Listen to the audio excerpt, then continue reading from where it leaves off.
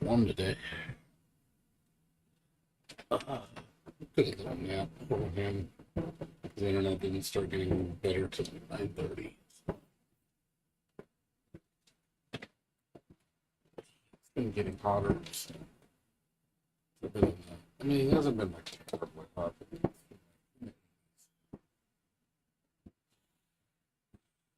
It's cool right now. It's all right now. It's like 70s.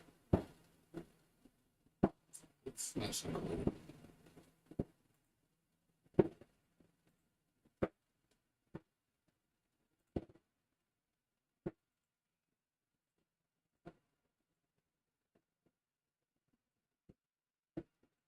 What is probably a mistake. There's a on my mini.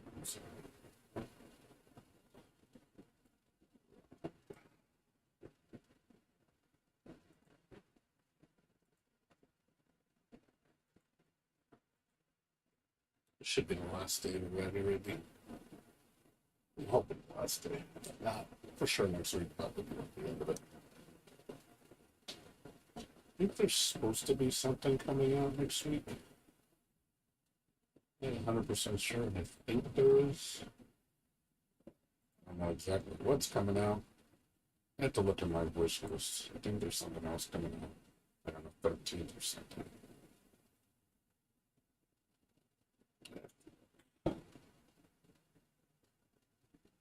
It should be the last day for that movie.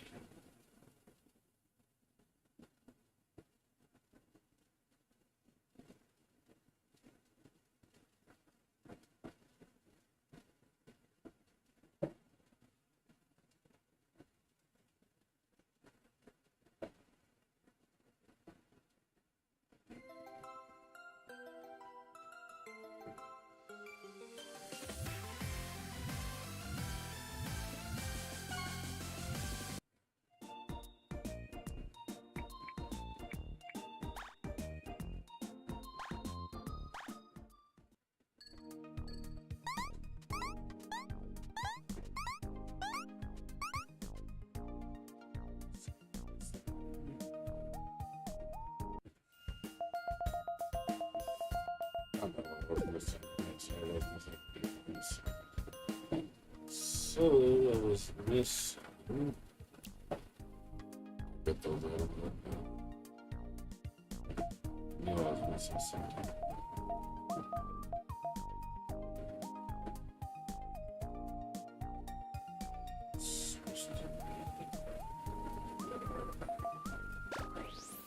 Top left. Hey, what did I miss in the top left?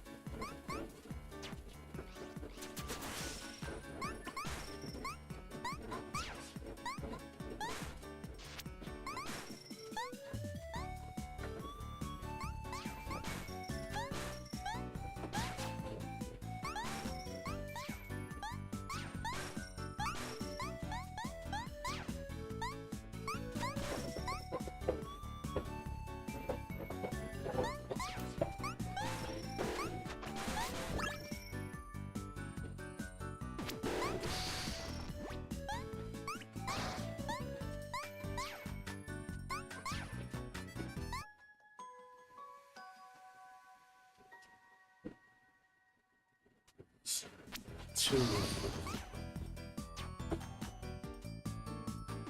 Nothing here, sorry.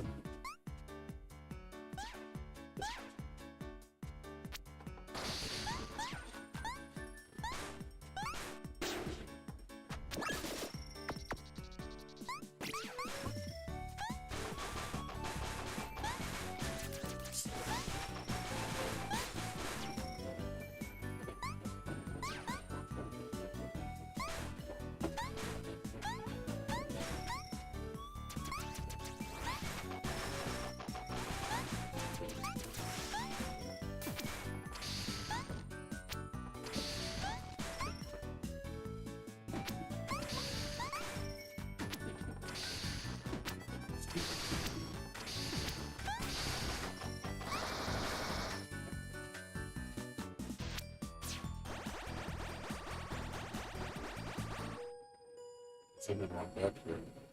You know, the map says I did.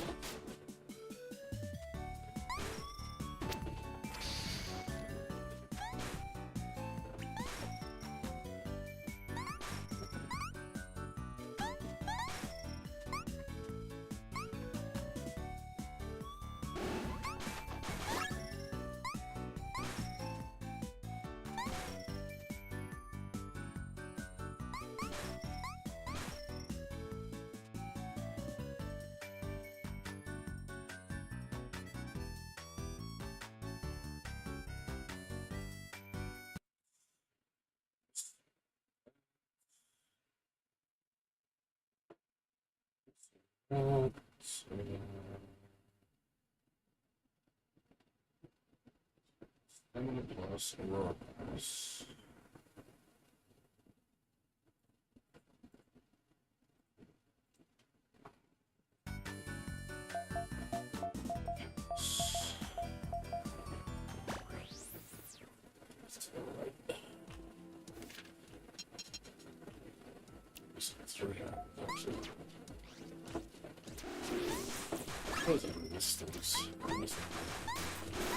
Problem is, I can't tell I've been somewhere because it doesn't show I'm missing something. It's like, as long as you touch the area, it's a cool export it. So,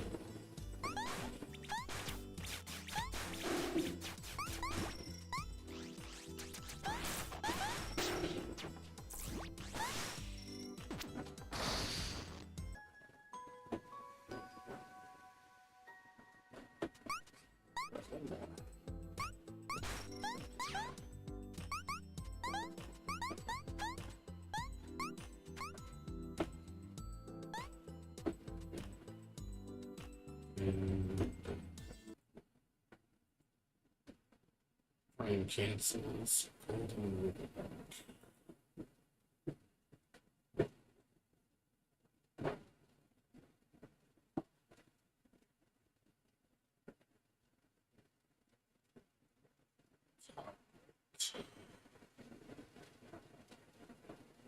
Top right.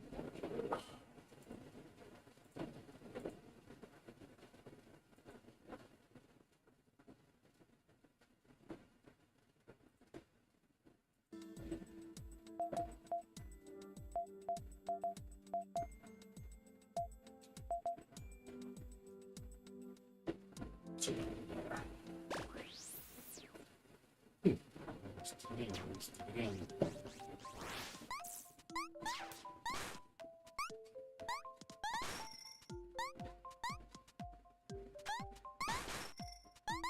Yeah, there's some other stuff too, like bags and shit.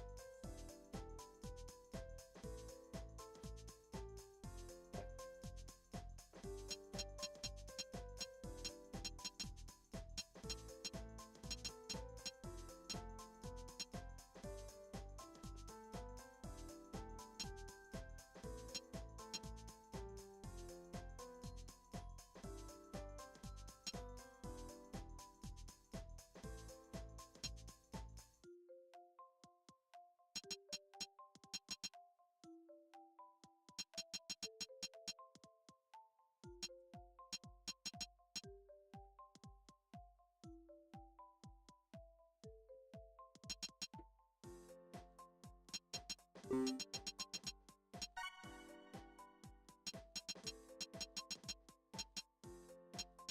is dependent anyway, sometimes they just don't have status effects. Take them off, put something else at prices boost or something.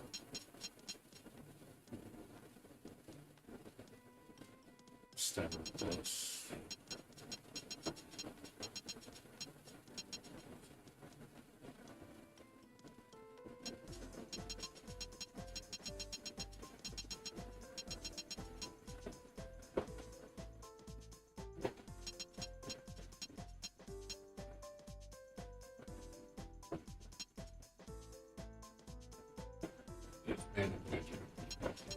Leave it, I don't know. It doesn't give you that much more health. Let me see what the trade. It's 17% health. Double that. Maybe. Almost. It's,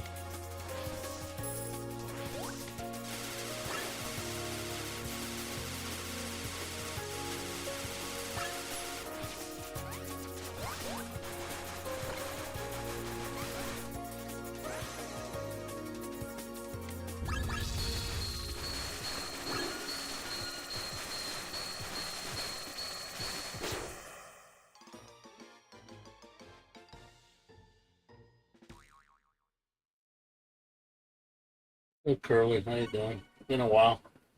What you been up to? Yeah, these fights are hard. Toughest fights in the game.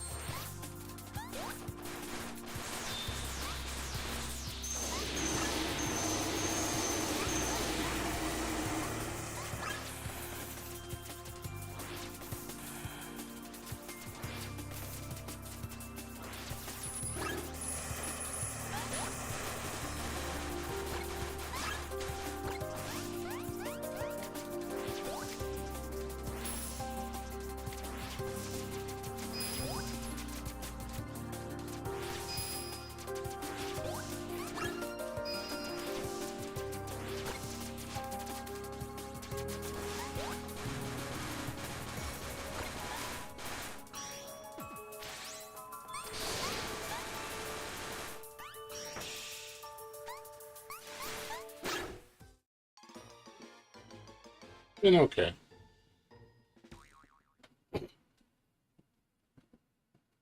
It's been chilling.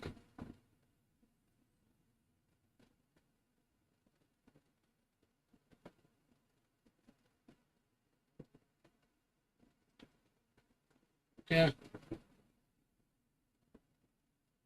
Yeah, I haven't really been doing too much.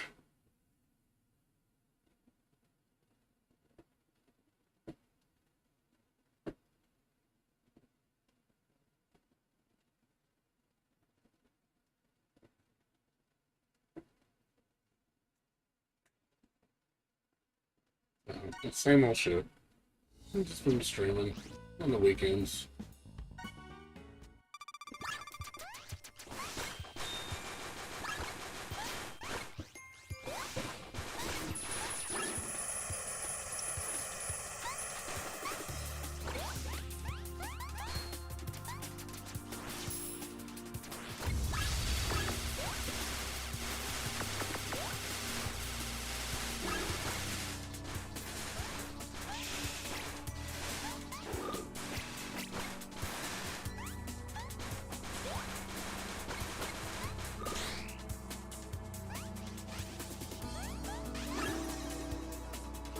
She hit you twice, and now she drains all your resources.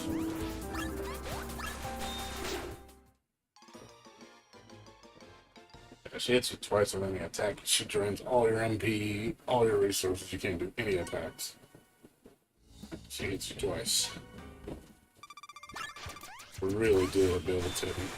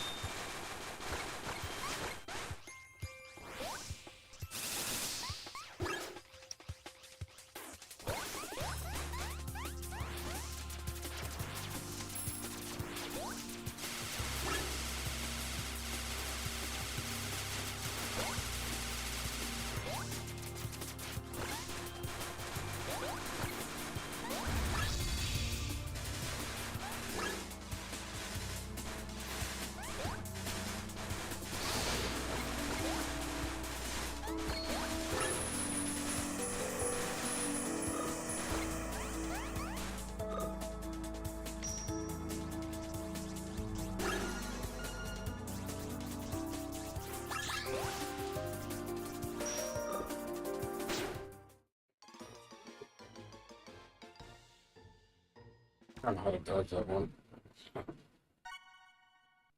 Seems to follow you no matter where you stand. It just all drops on top of you at the same time.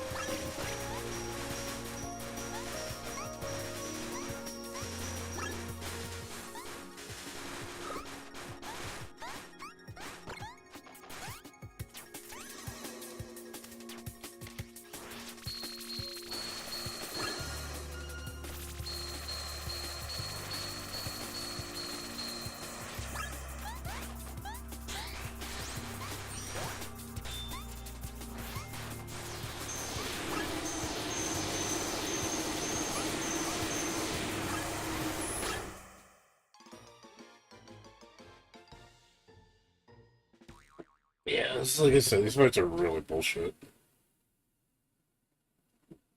Only like the top 1% players have beaten it. You read the achievement board, like some of these achievements are 0.1% of the player base can do it.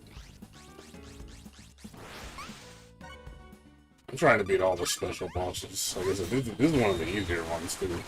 They get way harder.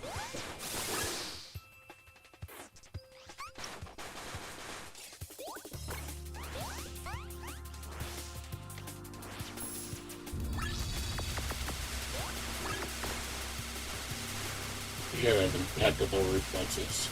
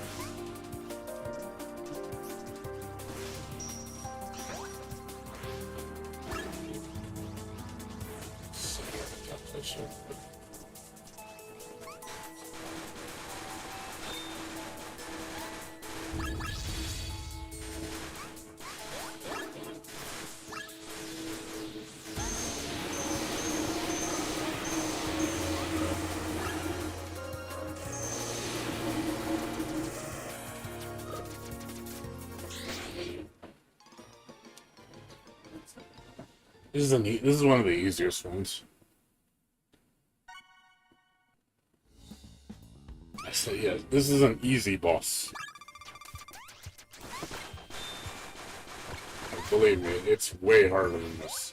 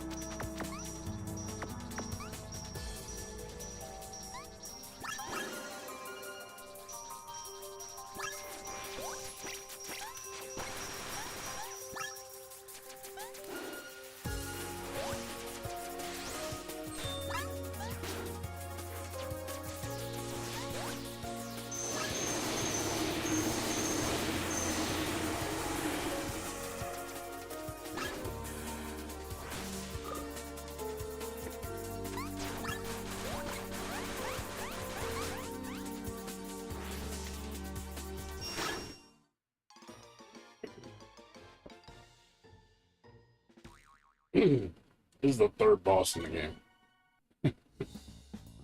And the first boss took me like an hour to beat.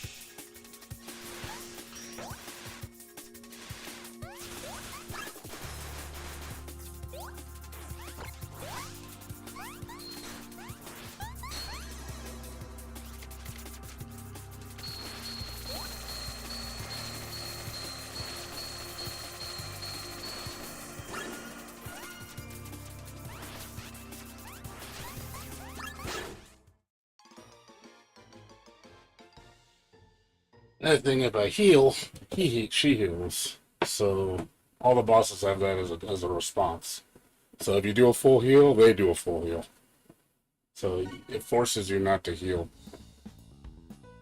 So I can't heal. I can't use my heal items because it heals them. So you can't use healing to save you.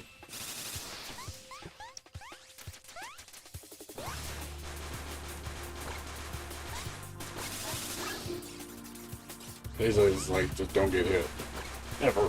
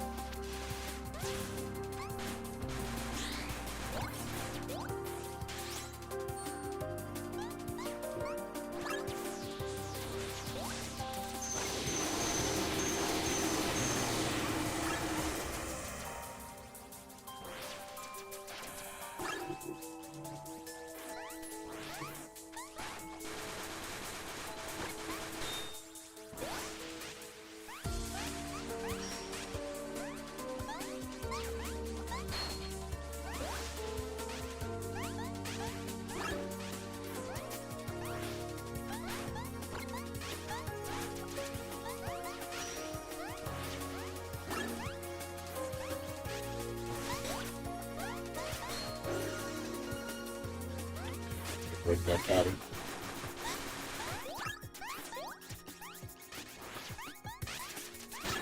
And everything's random. So you cannot predict any pattern an enemy does either. So a boss can do any pattern it wants at any time. They can literally just stay stuck in one pattern the entire time. I've seen it happen like 20 rotations of the same pattern. And it will never break out of it. There's times like, okay, I'm going to do another rotation. So the game has completely random rotations with some of these bosses. So you can't like, oh, I know what's going to happen. Nope. Can't do that.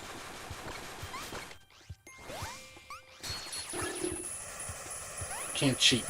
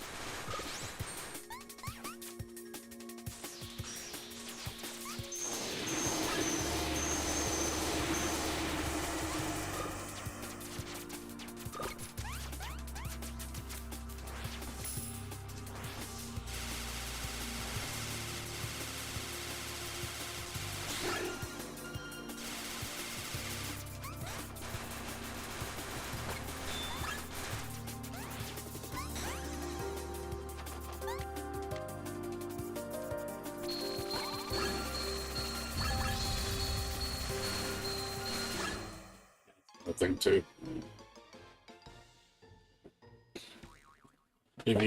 Sometimes if you heal or you do any buffs, they'll put a debuff on you, so you can take tons of damage. So that's probably her gimmick. If you heal, she not only will she heal, she puts debuffs on you, which will just DOT you to death.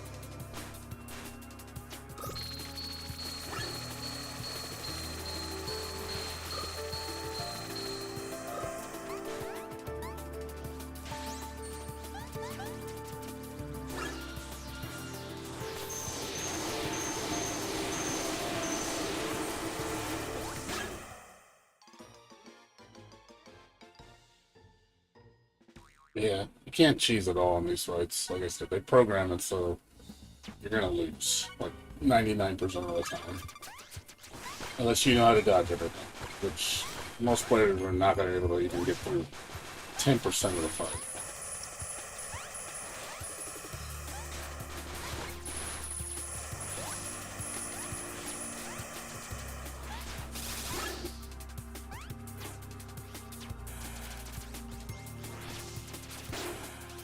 I love to see somebody like Maximilian do this.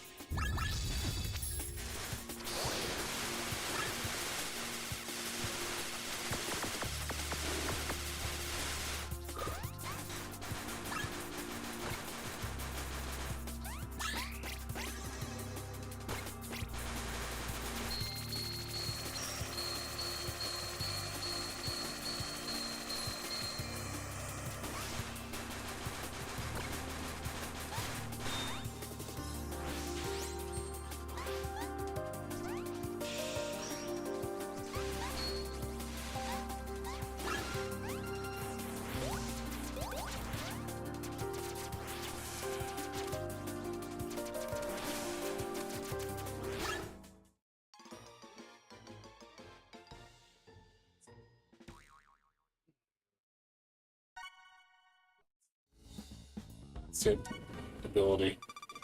When she gives me a lower life, she takes it away from me. I can't use it.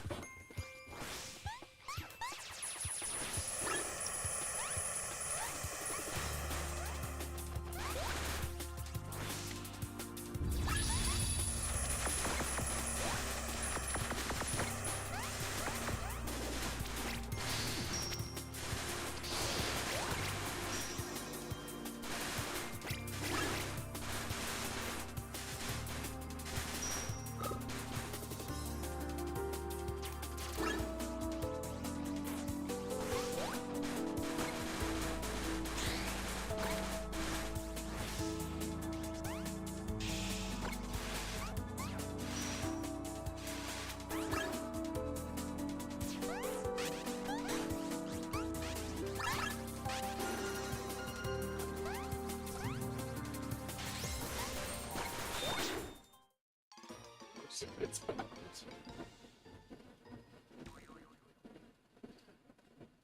Like I said, I'll probably be here for the next 10 hours trying to beat this.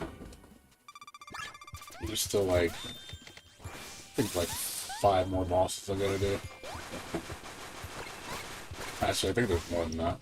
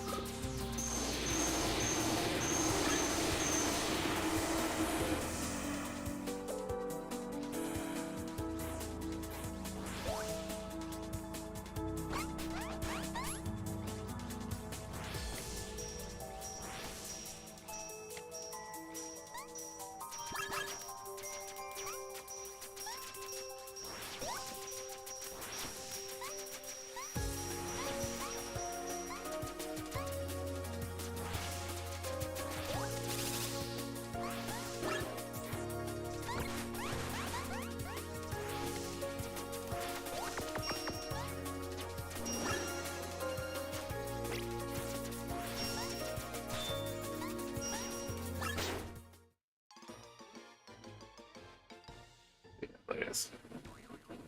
This game is very brutal. Like, this game is not for kids. This game is like as raw, hard as it gets. Couple levels of hard.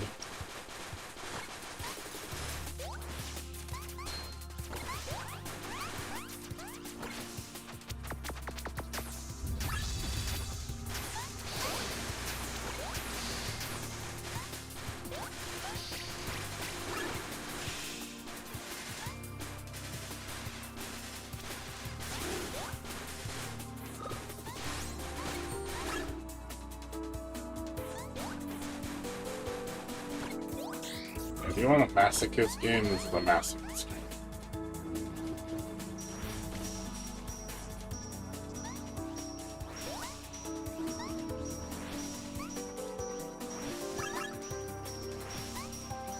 It's one of those games that'll make you rage quit.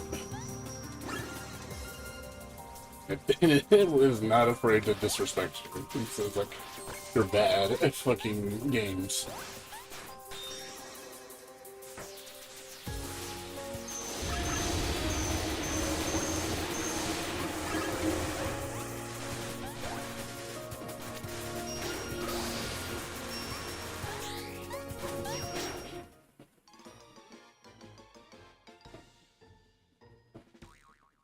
I've ever played. Yeah, I've beaten that game twice. The record of low score game. I've beaten it. I've beaten it twice. The game's really easy. A little too easy. Like I like the game, but it's really fucking easy. That's the problem with most of the company's games. They're like really, really, really easy and short. I mean, I prefer hard, like hard fun. Like, I don't like hard like Dark Souls. Hard like Dark Souls isn't fun to me. Because I don't like the way Dark Souls plays.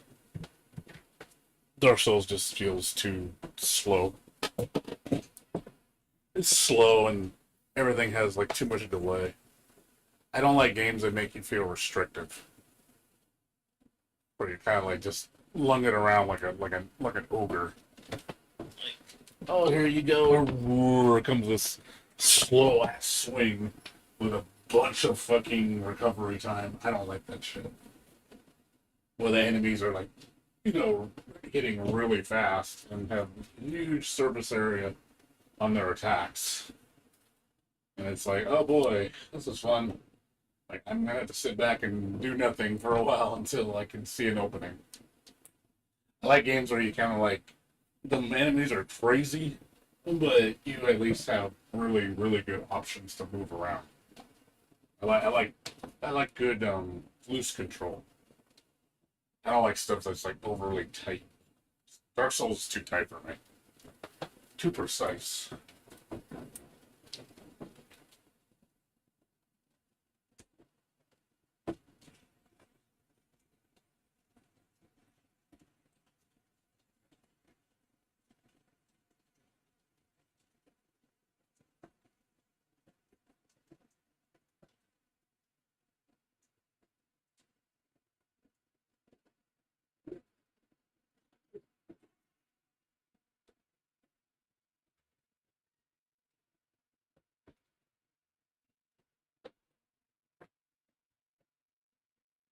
Yeah, I just don't.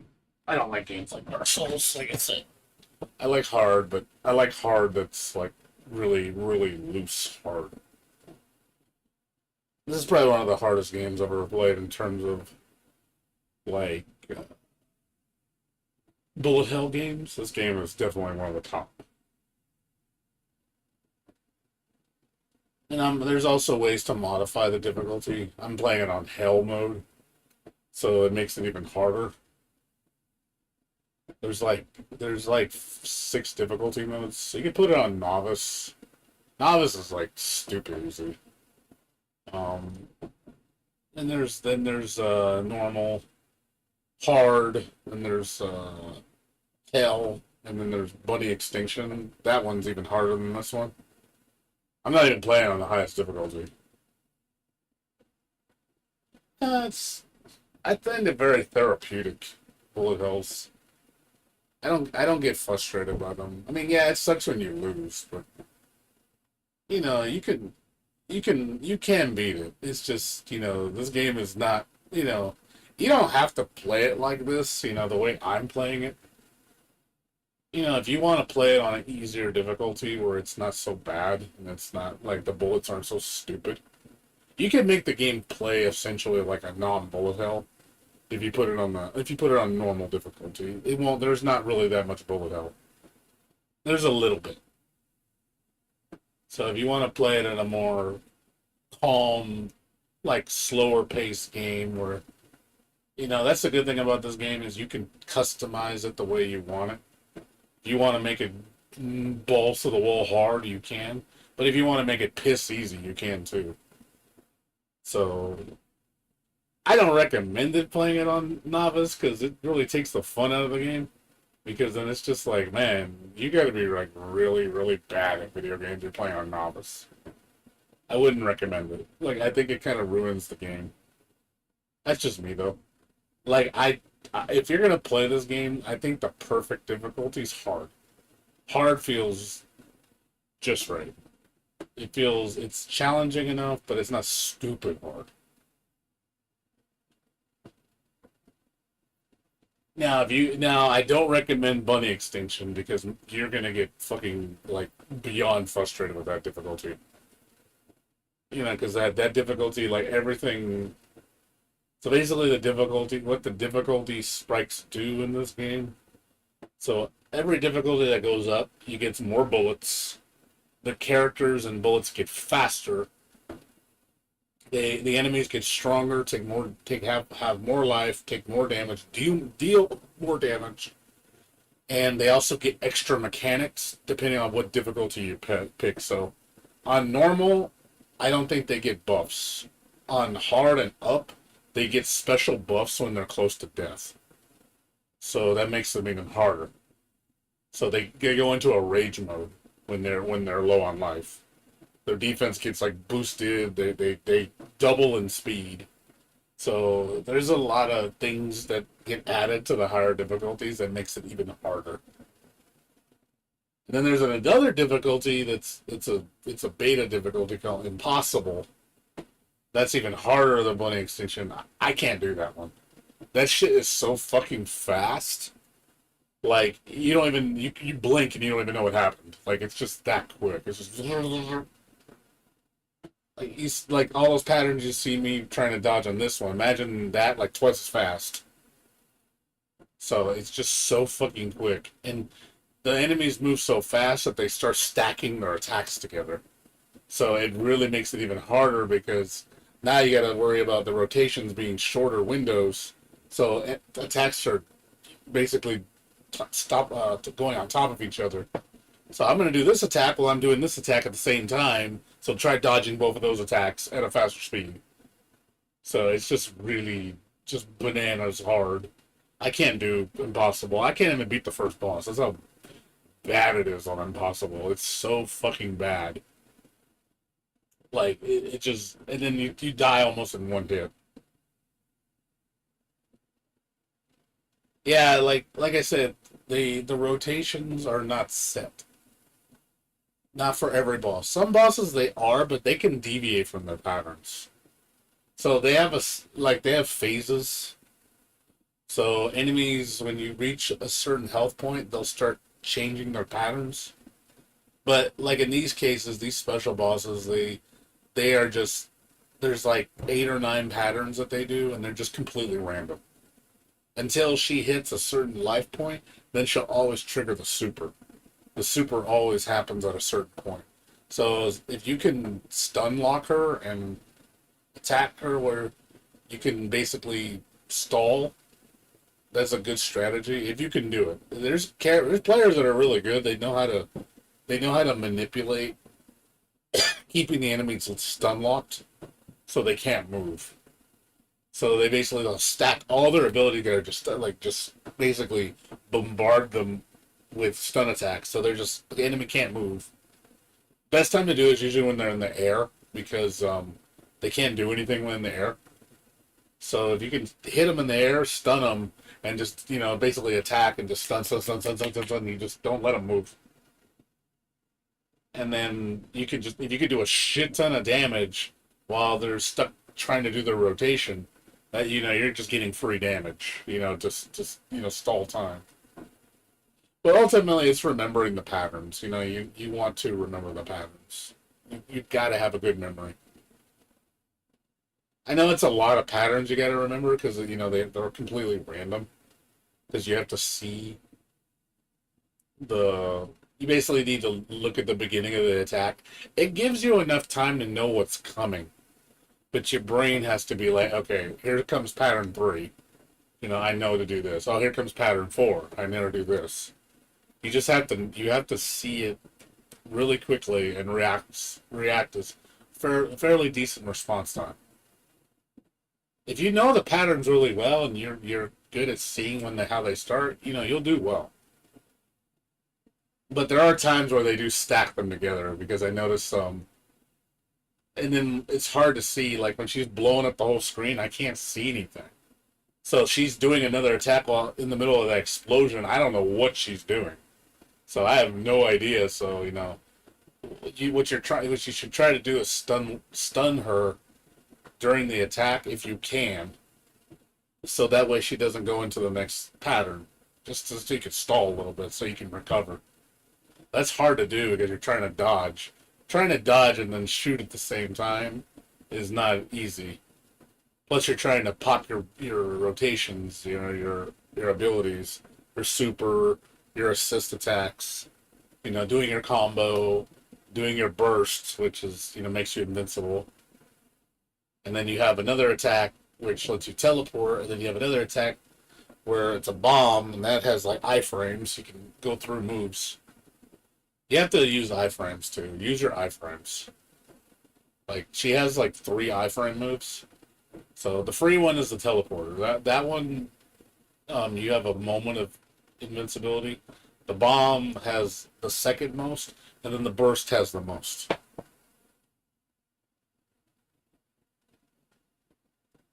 But yeah, it's mostly just try not to get hit because getting hit really costs you a lot because the debuffs are just nasty. You have to deal with those debuffs. The debuffs really make the fight hard, and it depends on the character you're fighting. Because sometimes certain debuffs are worse than others.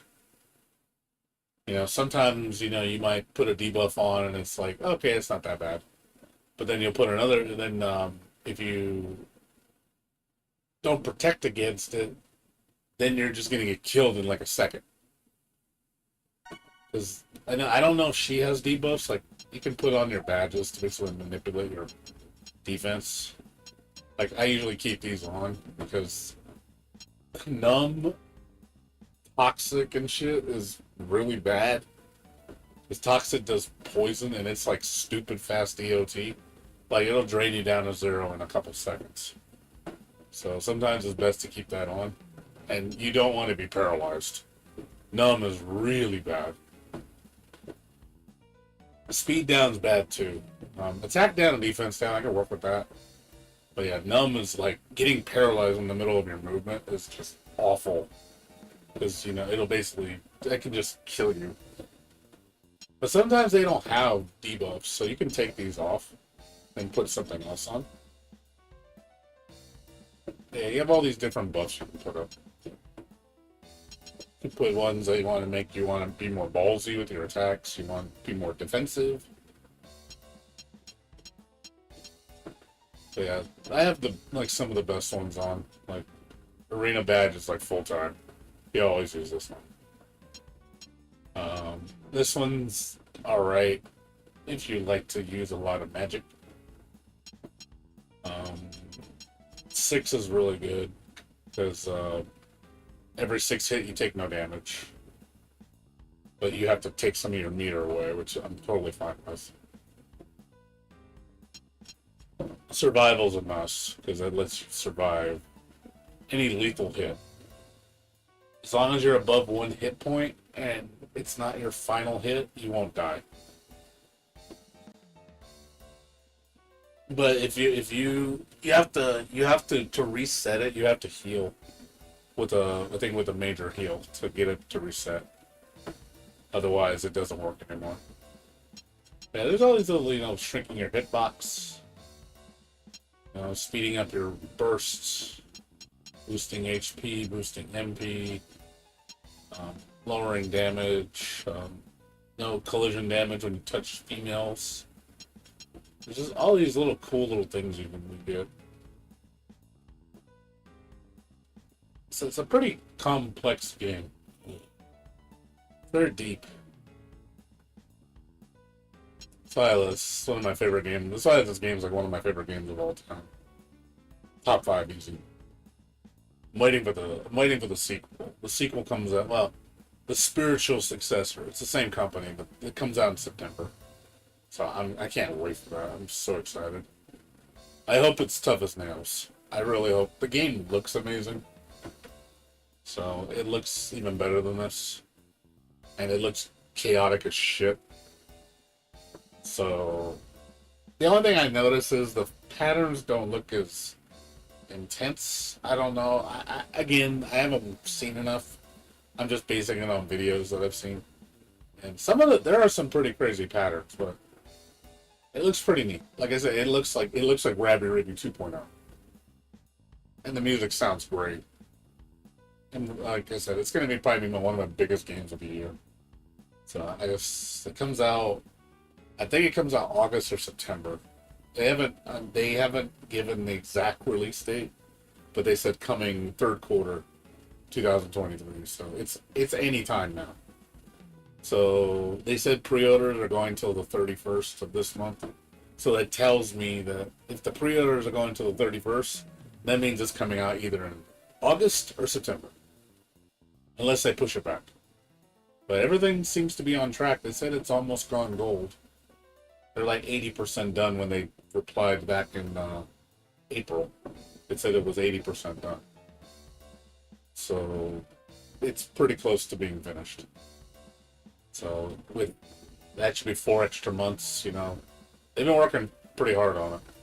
And then they're making another game after this one called Love Bunny, which is going to be another Rabi successor.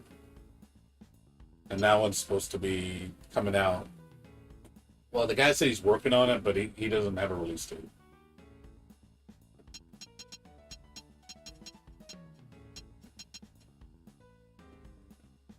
So, but yeah, like I said, it's a good game. So you'll get a little frustrated, but it's a good game. Made with a lot of love.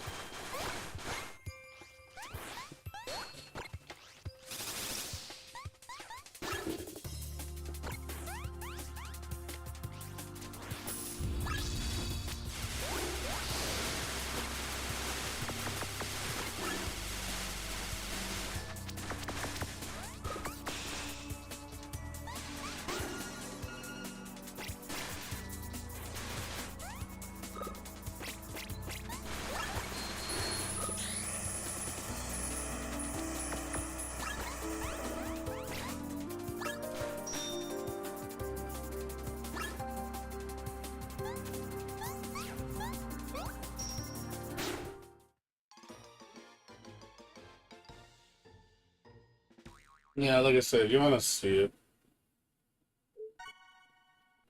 Show you. I'll take a little break.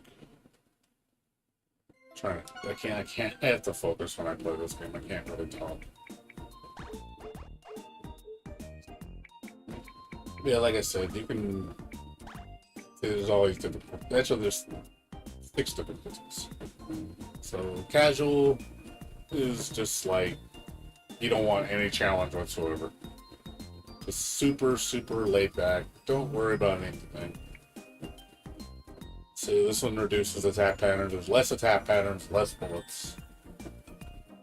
You know, if you've never played a bullet hell before, maybe for a good starting point. Novice is, you know, a normal's intended. You know, it's good. Solid, you know. I recommend most people start it there and you at least play video games. Like I said, hard, I think is the best difficulty. Yeah, that's another thing too. It just gives you pity buffs. So if you die after anything, you get a buff to make it easier. So if you do it on these difficulties, you don't get a buff.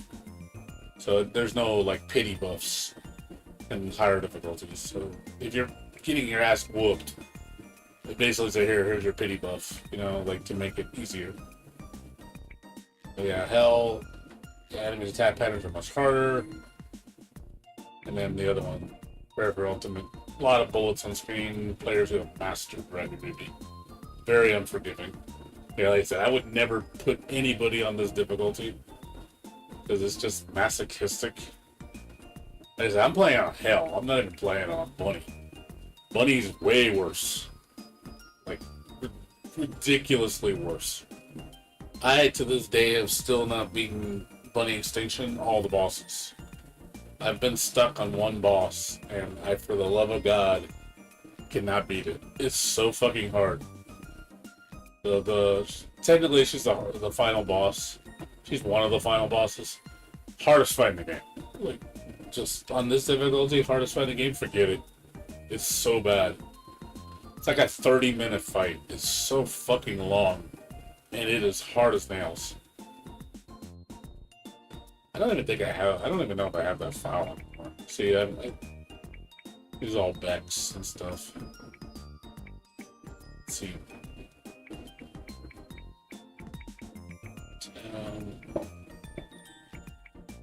I got a lot of save files.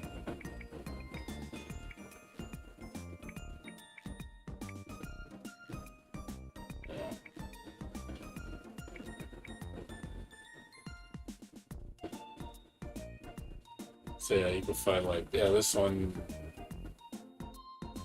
I think this is the one with the hardest fight. That's my best save file. I think number 29. Yeah, I cannot beat a Risu.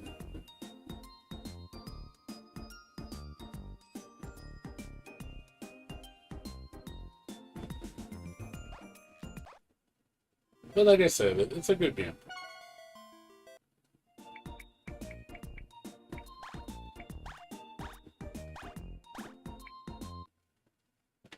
I'll show you. This is the one I'm waiting for. Yeah, I see like the achievements in this game is nuts. Like there's like 220 achievements in this game.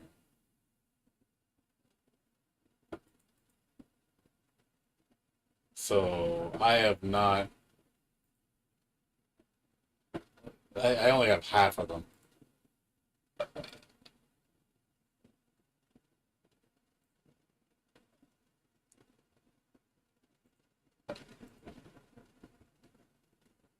So if you want to see, yeah, there's some people that are just stupid good at this game. Yeah, if you look at the global achievements, for some reason they don't work. There's so many. Game keeps you busy, that's for sure. You won't be bored, that's for sure. Like I said, I already clocked like uh, 200 and 300 hours already got in this game. It's my most played game. I think next to Guilty Gear. Look at my profile. Yeah, I think Guilty Gear is actually. I think it's it surpassed Guilty Gear. So yeah, number one on my playtime. Definitely my both these games deserve the top spot.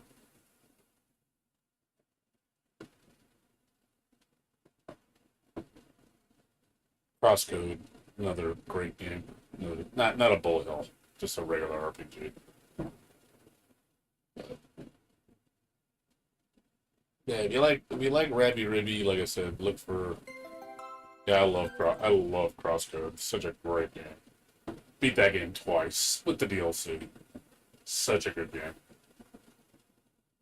But yeah, as far as Metroidvanias, this is number one, hands down, number one. This is the best Metroidvania game of all time to me. Like I like this more than Super Metroid. Super Metroid's fun, but this is way better. Like because I just like the difficulty. I like bullet hell. You just don't see you don't see that hybrid of gameplay. You know, bullet hell mixed with thanks for the follow. Appreciate it. Whoever followed. You don't really see bullet hell mixed with Metroidvania. It's just a rare breed. You just really don't see it.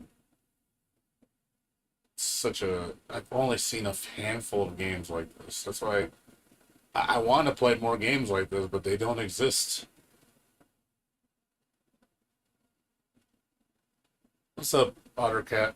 Ottercart? How you doing? Yep. I play a lot of weird games, so I don't play a lot of I mean, I do play mainstream stuff, not very much though. I play mostly obscure games that not too many people play. I mean, these games are like somewhat popular, but it's such a minor. Like this player base on this game is very small. I'm guessing maybe 20,000 people at most play this game. So it's just one of those games that not many people know what this game even is.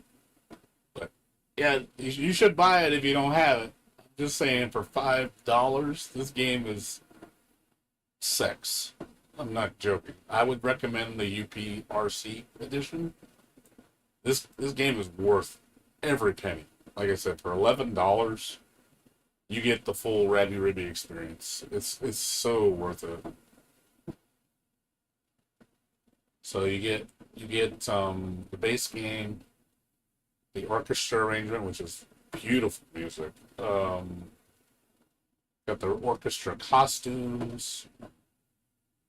You get the Coco mode, which is the one I'm playing.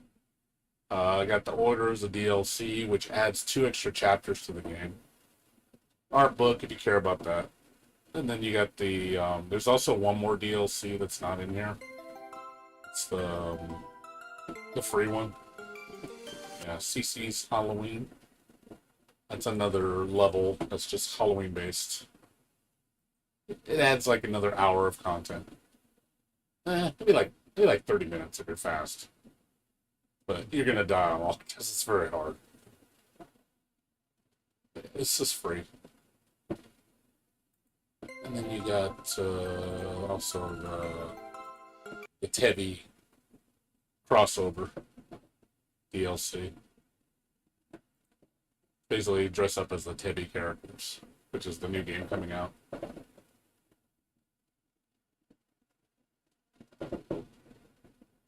Yeah, this is the game I was talking about, by the way. This is the game I'm looking forward to. I recommend everybody play this game. It's like, I think this game is going to be amazing. It's probably my biggest game of the year.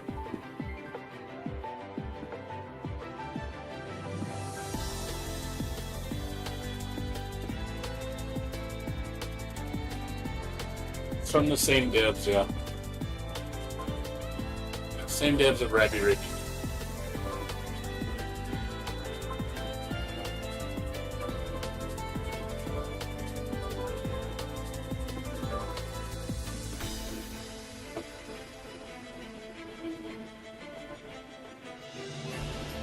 Yeah, it looks really good.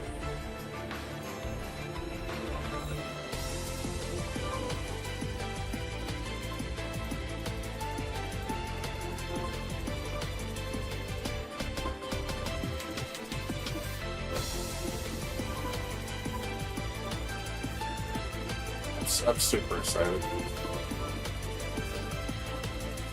I took a whole week off of work to play this game.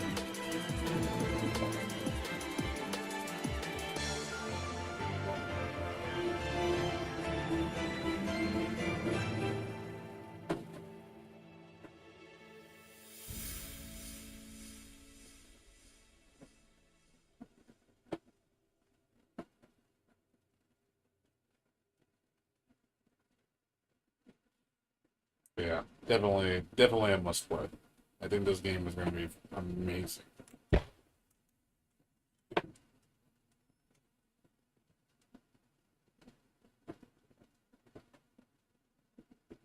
Now, what do you mean? Where is this on Steam? Just looking on Steam. It's also on PS. Well, this game's on PS4. Rabi Ribi's on PS4 too. Yeah, you should play Rabi Ribi. If you like bullet hell Metroidvanias, you're really missing out. Like, it's quite an experience, especially if you like bullet hell. If you like bullet hell, play Rabi Ribi. Seriously, you are doing yourself a disservice by not playing. Bullet hell is the selling point with that game. If you like bullet hell, you will love Rabi Ribi. It's as bullet hell as it gets. So just think Super Metroid with bullet hell. Like I said, you don't have to play it on the difficulty I'm doing it on. Please don't like don't like kill yourself. Like how the way I'm playing it is just brutal. I let's see.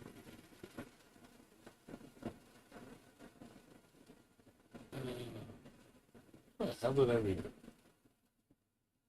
You said, now where's this? That's what you said. What does that mean? Now where is this? That's what you said. I don't know what you meant by where is this? What do you mean? Oh, there. Now there's this. I'm sorry. I misread it. Now there's this. Okay. I misread what you said. My bad. I scrolled up. I saw it. I thought you said now. Where's this? I thought you were asking like where the game was. Okay, now there's this. You mean in addition to? Well, like I said, I mean, good time to pick up Rabi Ribi right now.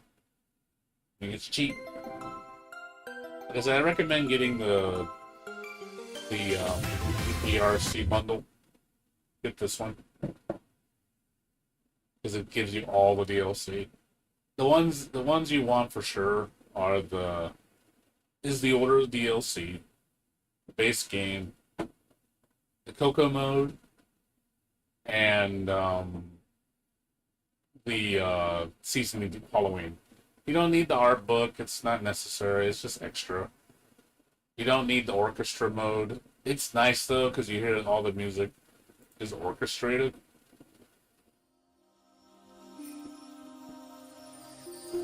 It sounds really, really nice. So they actually got the Chinese harmonic, Philharmonic orchestra to do the music. I'm sorry, the Taiwanese. So if you want to hear the music in orchestrated music, it's pretty interesting. It sounds, I mean, it's a beautiful soundtrack. So, but you don't really need it. It's merely cosmetic. And just if you want to hear different music.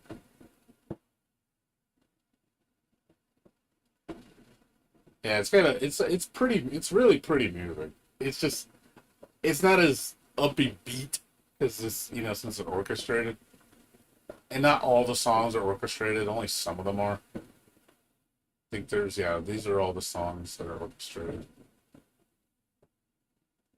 So it's mostly the big themes. The smaller themes aren't orchestrated.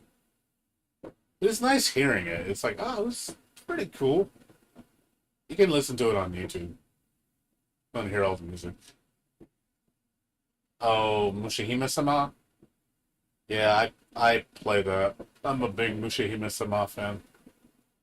I have all the cave shooters, so Mushihime-sama, Death Smiles, um, Death Smiles, what's that other one called? What's that other one? I forgot. Yeah, I got Death Smiles 1 and 2. There's another one, Shin, Akai Katana Shin. And then there's, Dodonpachi. Dodonpachi Resurrection. All, like, stupid hard games. Especially when you play them on the highest difficulty, it's just unforgiving as hell.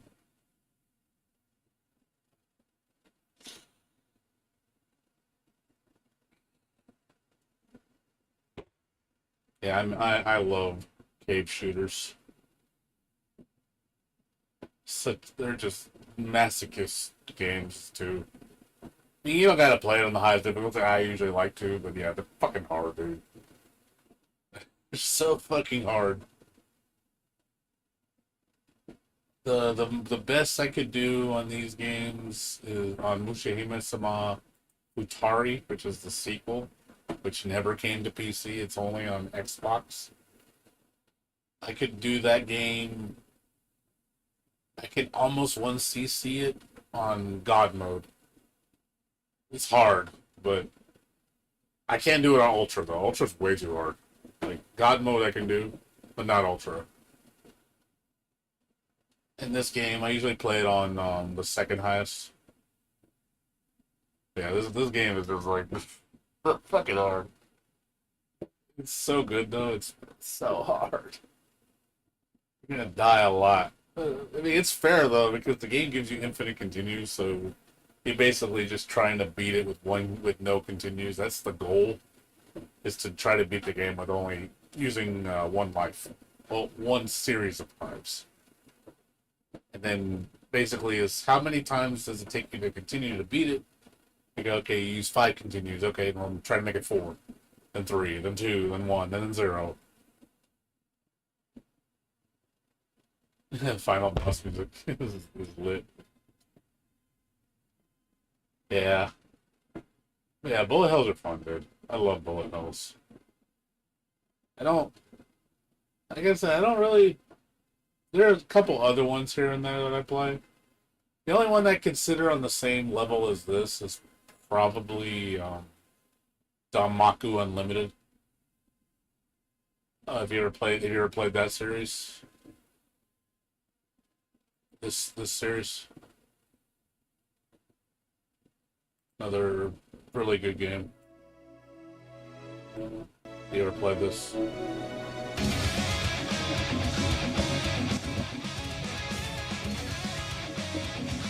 This is a really good game.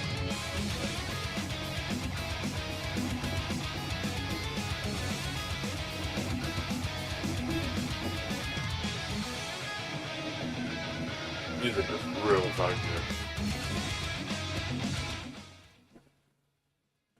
Yeah, I recommend this one if you like Bullet Hell. It's another great game. Yeah, it's $5. It's well worth the $5.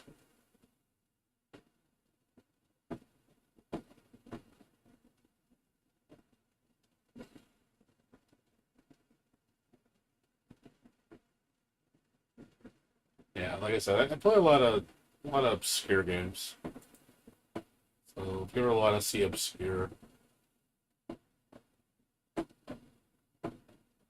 there's a couple of one. Let's see, Bullet Soul, Infinite Burst. This one's okay. Yeah, I have to look through my games. I do have a handful of Asked to Breed.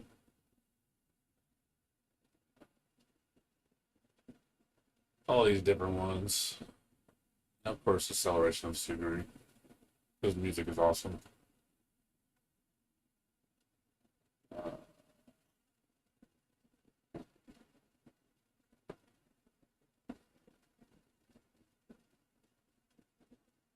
Crimson Clover, World Ignition. Game was fucking hard, man. Jesus God, this game was hard. I put this game on the highest difficulty. I couldn't even beat the first level. That's how bad it is. Like it's like wow. I was like, this game is like just brutal. Holy crap! It's so hard. Why is it so fucking hard? Like this is harder than, in my opinion, harder than the Mushihime somehow. It makes Mushihime somehow look easy. Like I can at least dodge in Mushihime somehow. This one I can. I'm just like fuck.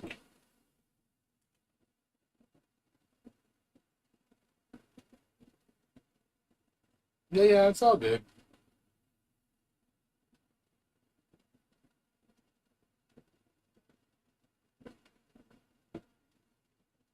Yeah, if you ever want to play shoot 'em ups, like I said, there's a handful of them.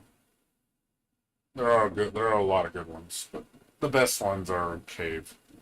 Cave makes the best.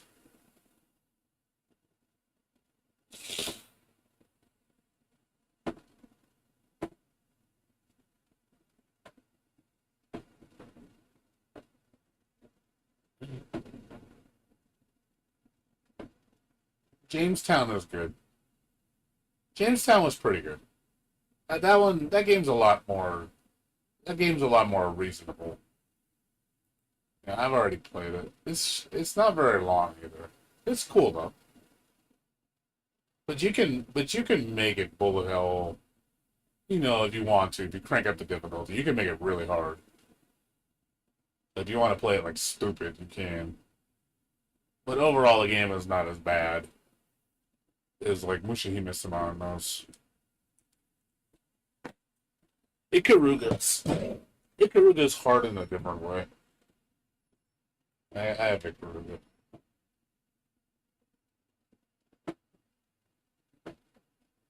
It's a unique game. I'll give it that. It's not one of my favorites though. I know a lot of people like Ikaruga's like their favorite bullet hell. I like the color mechanic, light and dark, which is interesting. But it's not my favorite bullet hell. It's solid. I got nothing against it, but it's not my favorite. Yeah, I have Drainus. I've already beaten it.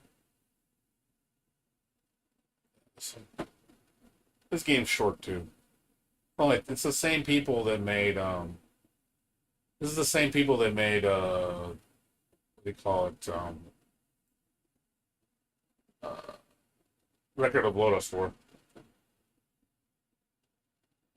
The game that you were talking about, Curly.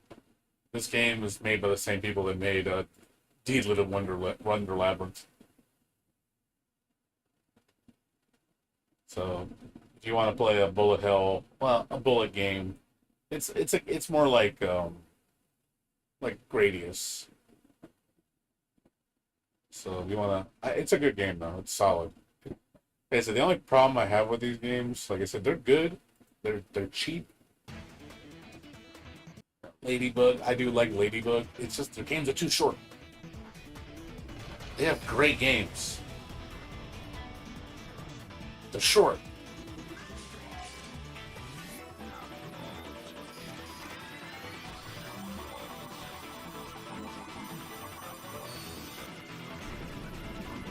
It reminds me of R-Type, an absorb mechanic.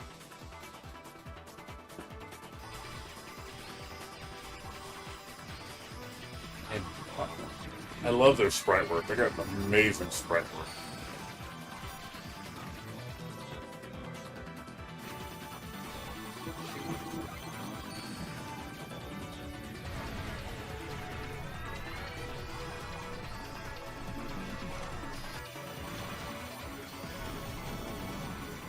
It's a solid shooting game. Very solid. Very fair too. But I do think the game is a little too. In general, these games are just a little too easy. You can definitely tell Gradius 5 is like the inspiration for this game. But it's solid.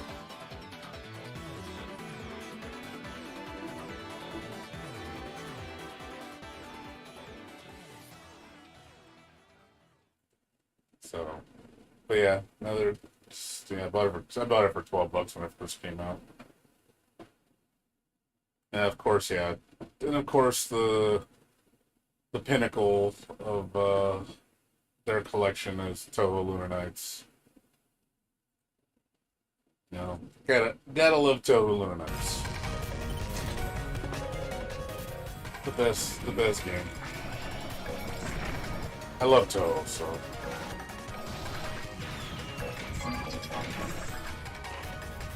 I adore Toho.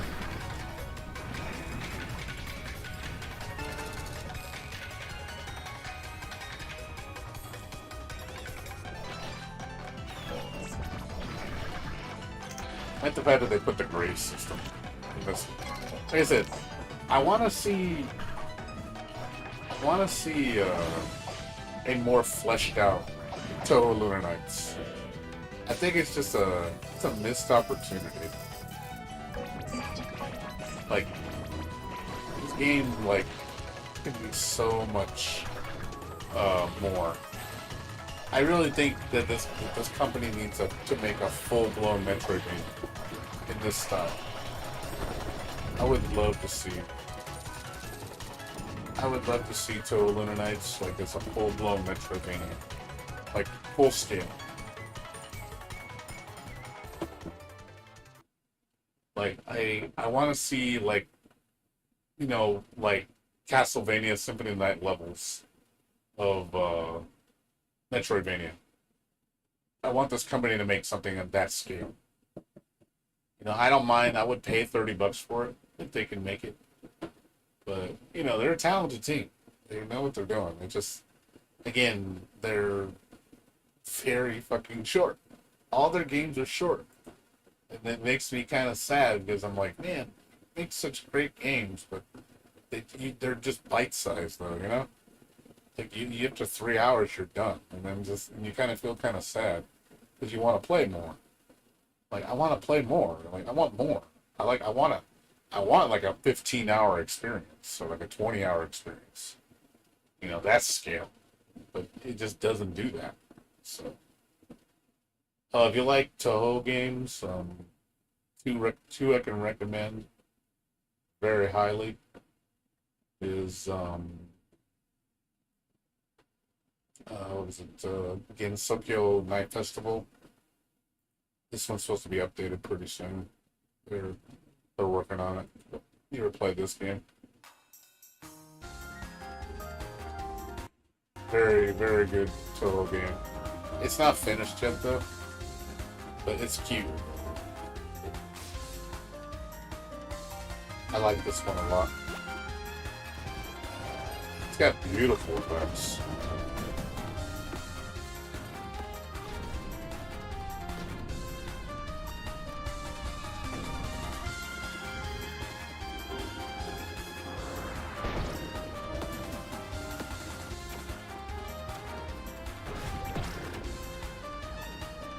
It's really, really damn good game.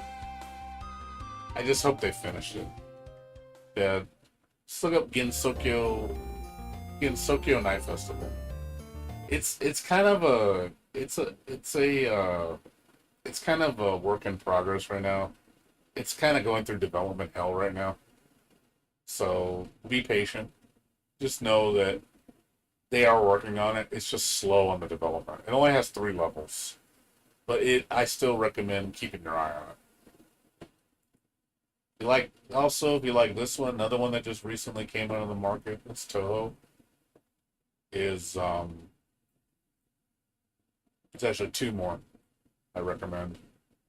Uh, this is one of my new favorites. This one.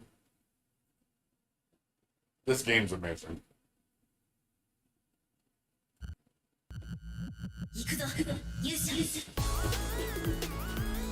Beautiful, like like a boss battle game.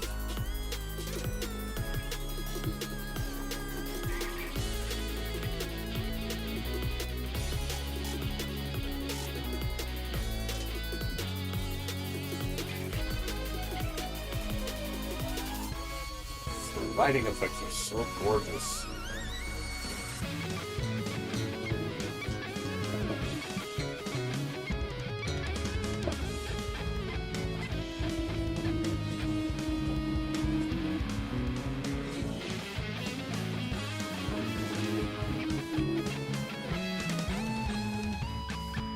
It's another early access game, so it's not finished yet.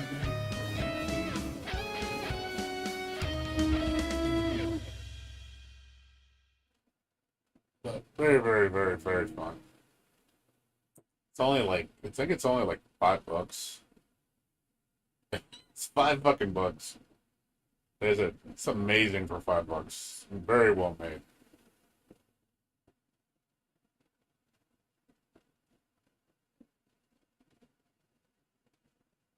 And then another one that it's coming out soon. This game comes out next week. I'll be playing this. It's a action RPG Toho game.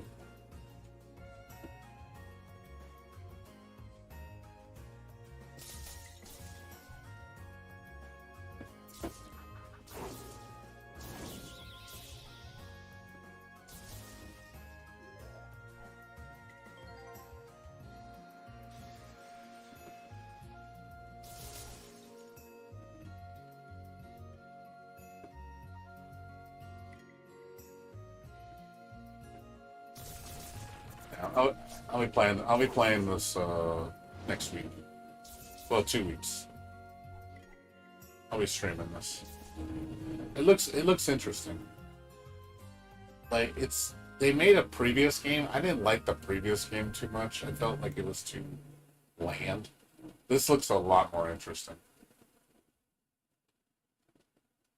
Also, you play as multiple characters. Play as Reimu and Marisa. I don't know if you play anybody else, but the variety looked a lot better in this game. But the fights look really fun.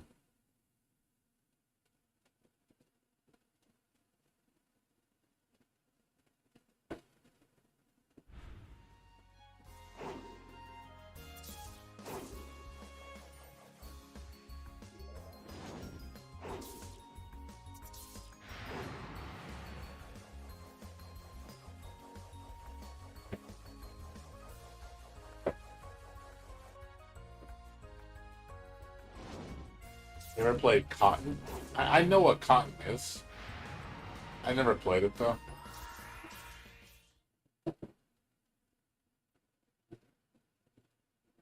It looks interesting though. I'll pick this up. It looks good.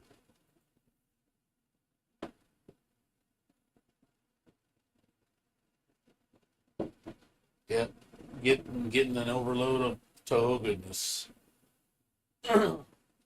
Yeah, like I said, I love Toho. Big Toho nut. My favorite Toho game though, my absolute favorite Toho game, if you want to see it, it's sadly not on Steam, unfortunately.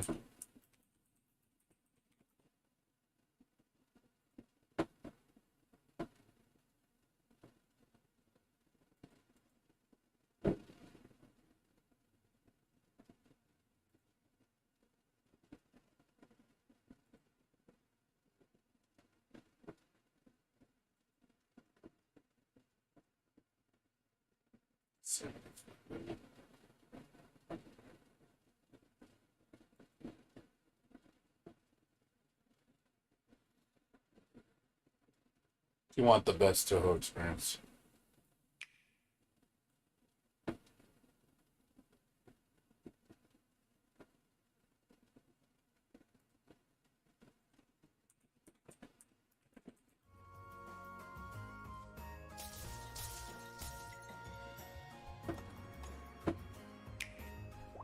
This is the best Toho game.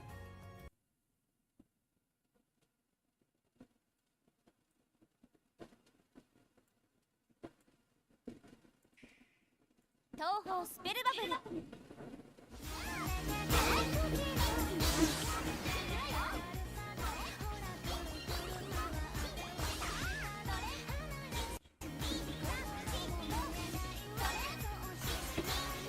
This game is super fun.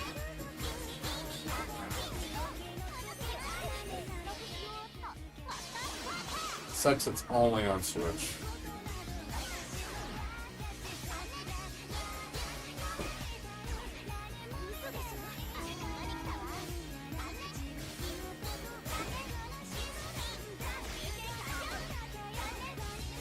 Yeah, this is, I thought this is the absolute best game on Toho. Number one.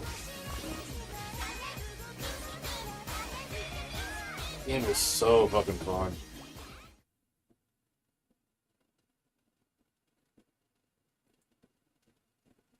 Yeah, you can play it on you don't have to play it. You don't have to play it on speaking of Suguri, best song in the game by the way. You don't have to play it on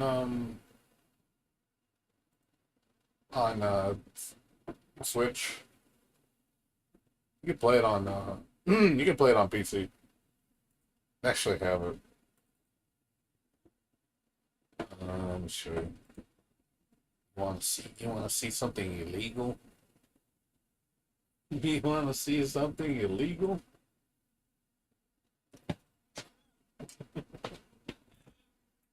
Why play it on the Switch when you can play it on a better system?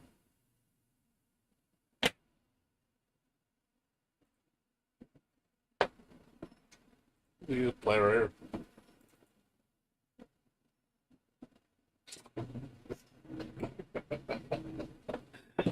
I play it here when you can just fucking just buy. There you go.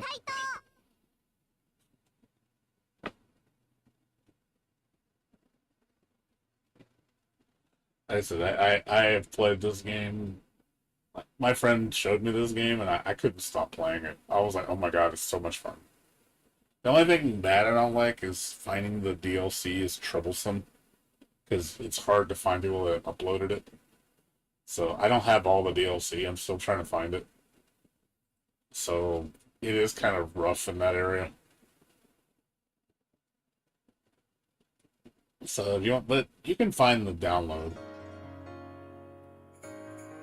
東方スペルバブル Even got the, like I said, I hook it up to my PlayStation controller.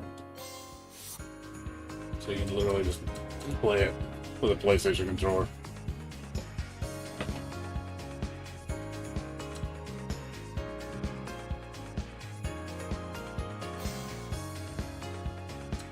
Yeah, play a different, you know, stuff like that. It's a little straightforward. Set the difficulty. I recommend playing it on normal. So basically, different characters that you can play, different abilities.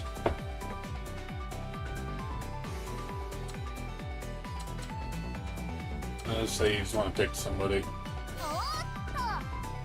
You pick basically their super. You can choose which one. What each super does something different. But yeah, it's basically bust a move, but with supers and like Toho elements. And mainly it's about the music.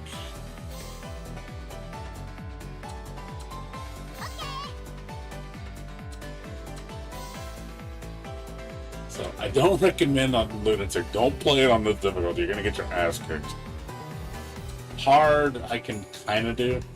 Normals feels right. Hard is like what you probably want to aim for. A Lunatic is for people that just fucking play way too much. So basically, you just you can pick your difficulty.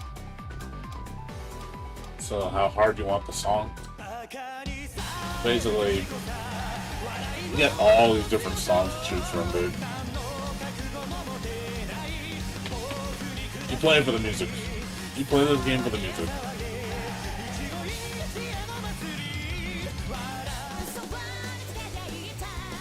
There's so much good music in this game.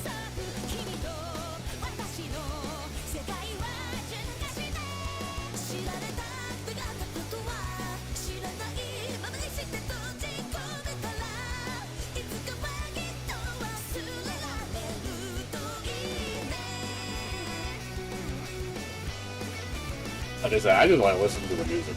That's why I play this game.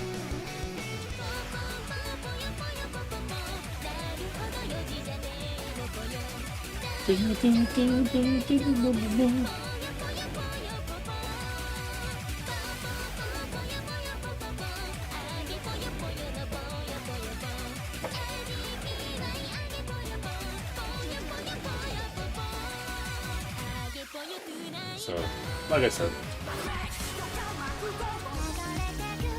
I'm sure you've heard some of these songs.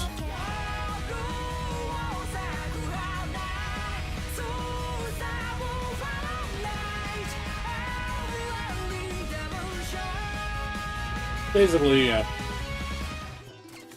Like I said, just wanted to show you that. You've never heard these songs? Oh man, dude, you're missing out, dude. You're missing out, man. If you have not heard Toho music, it's legendary. You're missing out, dude. You really are.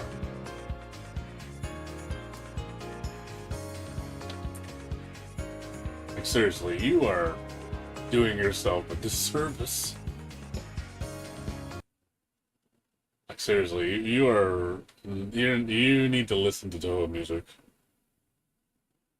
Also, if you like anime, I uploaded the Toho anime. So if you go to my YouTube page, like I uploaded like the. If you want to watch the Toho anime, I uploaded all the memories of Phantasm. So if you want to see, if you like Toho anime, highly recommend it. It's very good. So, it's beautiful animation. It's like I love this series. It's so good. I'm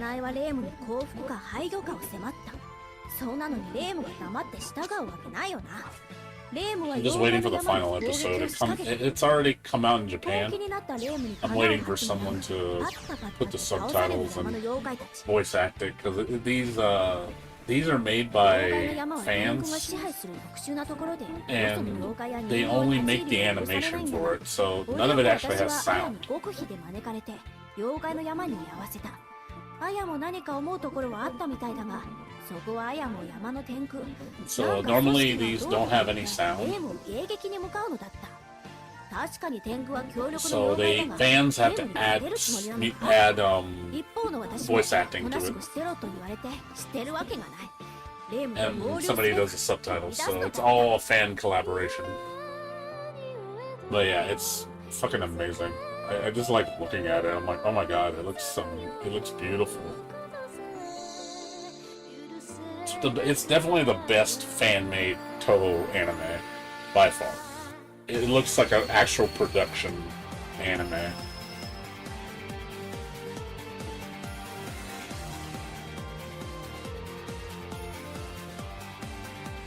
So if you want to get into Toho, like I said, I'm one of those guys.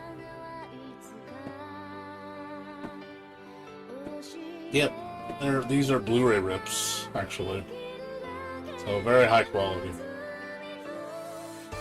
I only get Blu-ray rips. I don't do DVD. So if a Blu-ray rip doesn't exist of it, I won't upload it. Unless it's like something really obscure that you can't find, then I'll upload it.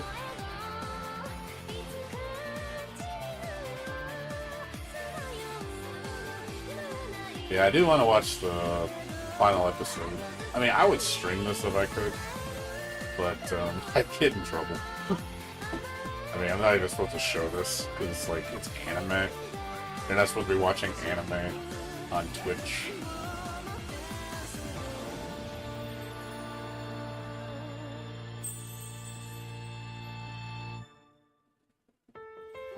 But yeah, I highly recommend watching it. So it is definitely the best Toho anime. You can see, like I said, I'm a Toho nerd.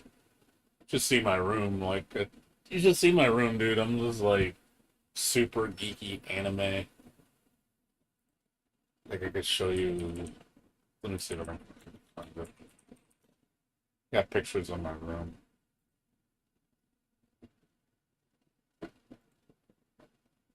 Oh shit.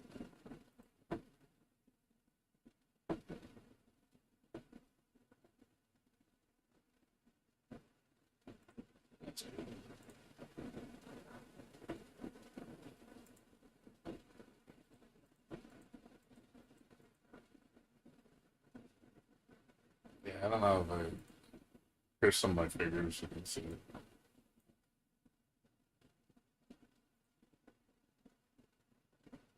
Yeah, these are like stuff I collect. This isn't all of them. This is just some of them. So it's just some of my figures in my room. Like I have a lot more than this. That's my Rainbow figure though. She's like 1/4 scale.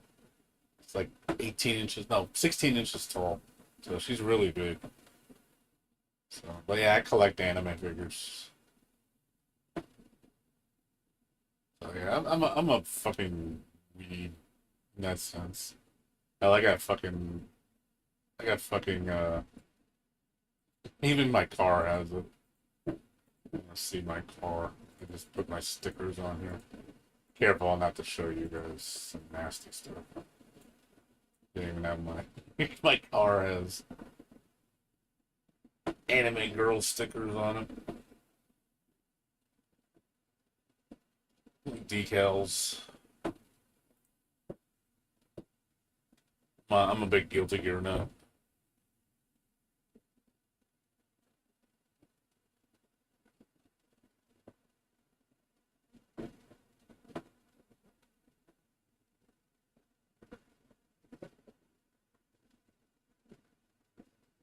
And trying to think what else I got to show you. Yeah, I do. I don't care. It's what I love. I display what I love.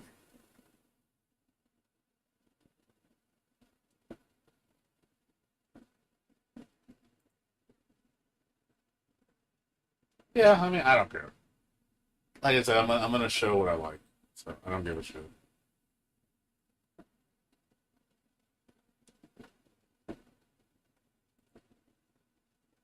So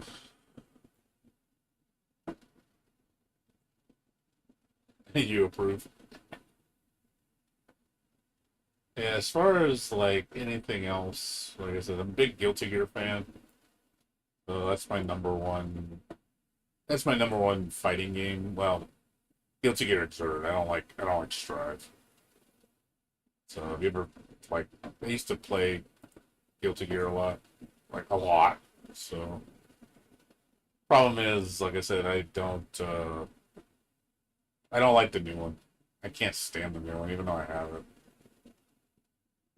So this is my number one fighting game by far. Guilty Gear, Action 4 plus R. I'm a big Guilty Gear nut, but I do not like Strive. I detest this game. It's like the one game I refuse to play. Like I will play any other Guilty Gear except Strive and the first one. The first one's really bad, and this one is just the Strive is just boring. And of course, I love Blaze Blue. Yeah, gotta love Blaze Blue Central Fiction.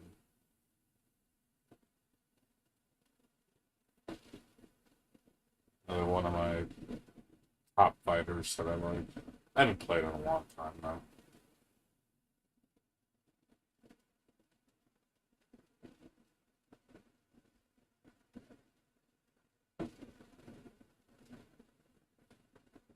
Yeah, they are not friendly in that sense. I will say that. So if you don't play fighting games like religiously, especially games like that, I don't recommend playing them. Just being honest.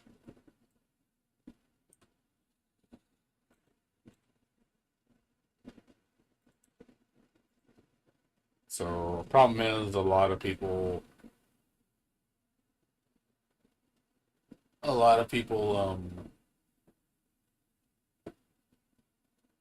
uh are really good at these games, and I'll be honest, they're not fun to fight against, especially if you don't know what you're doing. So, if you're a newcomer, I do not recommend playing these games because you're going to get wrecked. Unless you're okay with that. But I've seen like newcomers try to fight the experts, and the experts just floor them, dude. It's just a nightmare watching somebody a high level fight a low level player. It's just like it's not even fun. It's literally just you just see the one person just getting comboed to fucking death, and there's nothing they can do because they don't know what they're doing. They barely understand the moves. So, and even then, I consider myself an intermediate player. I'm not like high level, but I'm intermediate. I definitely know what I'm doing, but at the same time, yeah, the skill gap between me and a high level player is pretty big. I can't hang with them because the reaction times are so much faster than me. Like I don't, I can like if I play enough, I can hang with them a little bit, but I won't beat them. They just again, it's just because they played so many fucking hours. Like you look at some of these people that play Blaze Blue, like I only have 28 hours in the game, and these guys have like tens of thousands of hours, and I'm just like, how am I supposed to compete with that? You know, like literally, how am I supposed to hang with somebody that plays that fucking much? You know, there's just no way. I'm fucking doomed. Like there's no way I'm gonna hang with somebody that plays that fucking much. On top of that, these games are very niche, so you're hardly gonna find anybody playing it. Like every time I've logged in to play Guilty Gear, I can't find. I can find the same people. That's the problem. it's always the same people that play it all the time. And I get sick of seeing that all the time. Like, I'll go and like, oh, look, it's, so and so player. Every fucking time I come in, they're there. And that's because that's all they play. They don't do anything else. All they play is that one game. A lot of the pro players, that's all they do. They only play that one game and they don't play anything else. And those are the people you're going to be fighting. It's just those people. And I'm like, okay, this isn't fun. It's fun when it's new. When you play these games, they're great when they're new. When you can discover them and play them when it's just fresh, nice fresh game, it's fun because you're gonna find people at your skill level. It's a healthy community. You're definitely, it's a learning process.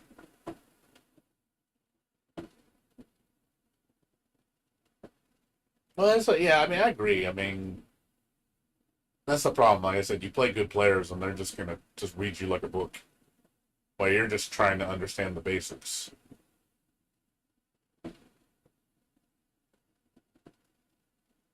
Well, yeah, because they take it so fucking serious. That's why, and they want to win. Like it's almost like they want to gatekeep. They don't want people playing their game. They basically want to like, look, only the best play this game. Get out of my game. Like, okay, well, go ahead and alienate everybody if you want to do that. If you want to gatekeep, go ahead. And that's what they do. They gatekeep. They, you got the top players that are just complete dicks. They don't want anybody like beating them. They're like, hey, they're basically like, look, if you can't play like I do, don't play this game. Like, I see it all the time in chat rooms. They're just like very condescending players, very arrogant. And it's like, well, why do I want to play you for? Just to fucking experience people like you in the community. Like, I don't want to play people like that, so I just don't play. I honestly avoid a lot of the fighting game community. I don't like most of them, so I kind of just stay away from them because it's just it's cancer. Because they just take it way too fucking serious. They play way too much. Like I said, I mean, hell, they look at me and they see how many hours I have. Like, this is nothing. This is how many hours I have in this game. This is nothing. This is my most I have on any fighting game. This is nothing compared to like pros. They look at them. That's weak. They look at that. That's baby hours. That's what they look. Like, you barely know how to play the game. I'm like, really? 300 hours? I barely know how to play the game? Like, really? And then you see, I look at their hours. I mean, they're like 5,000 hours. I saw one guy. He had like, I'm not joking. He had like 60,000 matches under his belt, and like I think it was like 3,000 hours of game time. I'm just like, fucking hell, dude. Like, Jesus God, dude. Like, that's just too much. 60,000 matches. I have 2,500.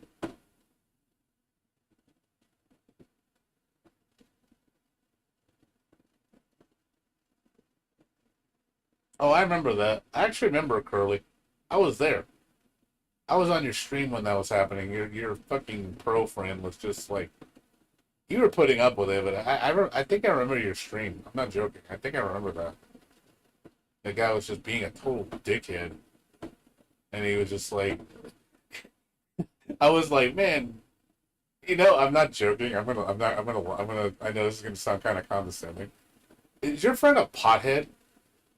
Like, I'm serious. I noticed so many pro players and these guys that are trolls on these games. They're just huge potheads. Like, they just smoke pot and they fucking play fighting games all day. They sound like complete losers. Like, I'm not joking. I'm not kidding, dude. I'm not joking, dude. Like, I seriously think, like, a lot of these pro players, they're potheads.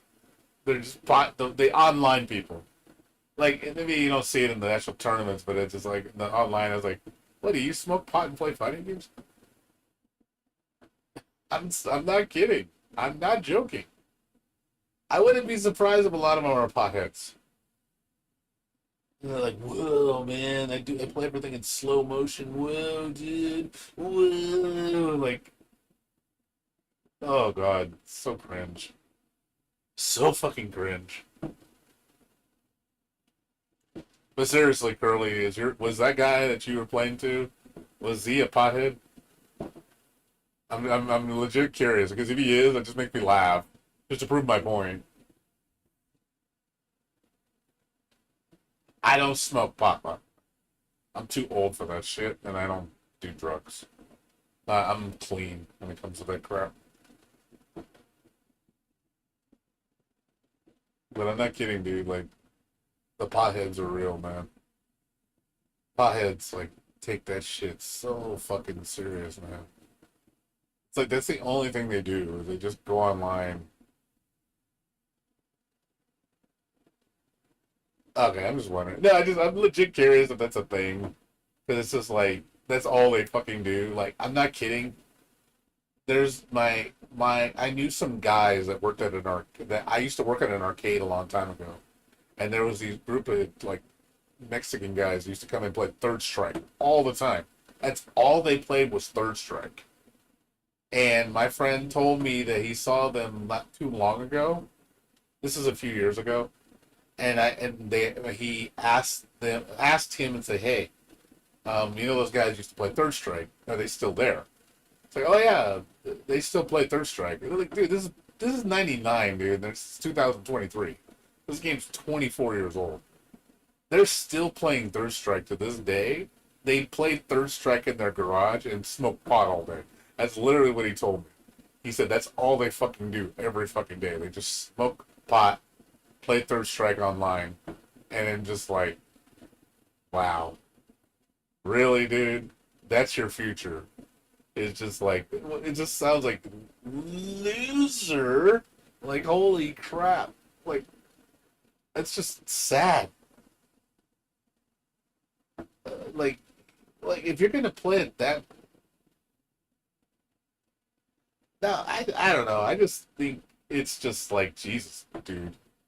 Like, do you do anything else? I mean, just getting wrapped up in drugs and like just playing fighting games all day to me just sounds cringe. I'm sorry. I like fighting games. I do.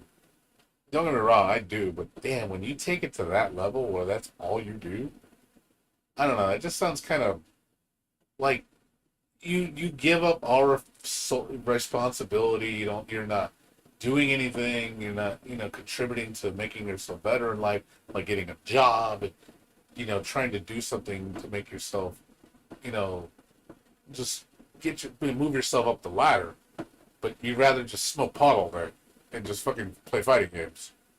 I don't know. To me, that just sounds really sad. I mean, yeah, sure, there's nothing wrong with it per se. You're not wrong. They're not hurting anybody. But it also shows you that they haven't grown at all as people. They are doing the exact same thing that they were doing 24 years ago. And nothing has changed. Like, have I still played games since, I was a kid? Sure. But trust me, I do other things, and I do not play as much as I used to. I don't play games every day like I used to. I used to play like 60 hours a week of games. Like, I would play like 8 hours a day, 7 days a week, something like that. I don't do that anymore. I only play on the weekends. Weekdays, no games. Weekdays is chores, taking care of the house, working, getting my retirement set up, focusing on, what I need to do so I can retire. There's more important things to do than play fighting games, to be good at them. I can play fighting games, but I don't want to play it like I used to. Like, when I was a kid, sure. I could play 10 hours of fighting game every day and get good at it, because I had the time. But now it's like, nah, I'm too old for that now. I'm in my 40s. I don't have time for that shit anymore. And my interest levels are not like they used to be.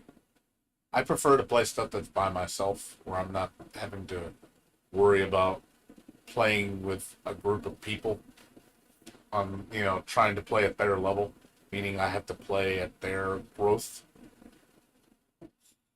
Whereas me, I just play it whenever I want to play, when I feel like playing. I don't have to worry about, maintaining a standard.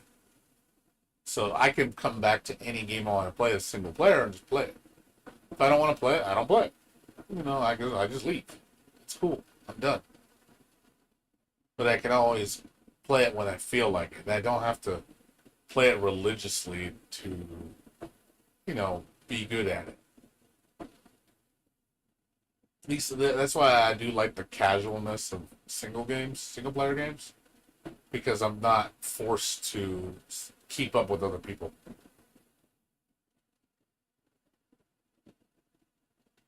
Yeah, I'm 43 already, Curly. So I'm getting old.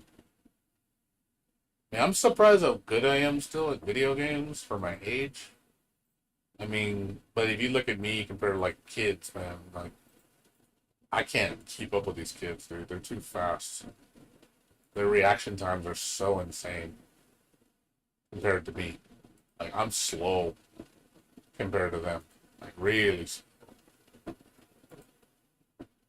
And which is fine. That's cool. It's just the way it is.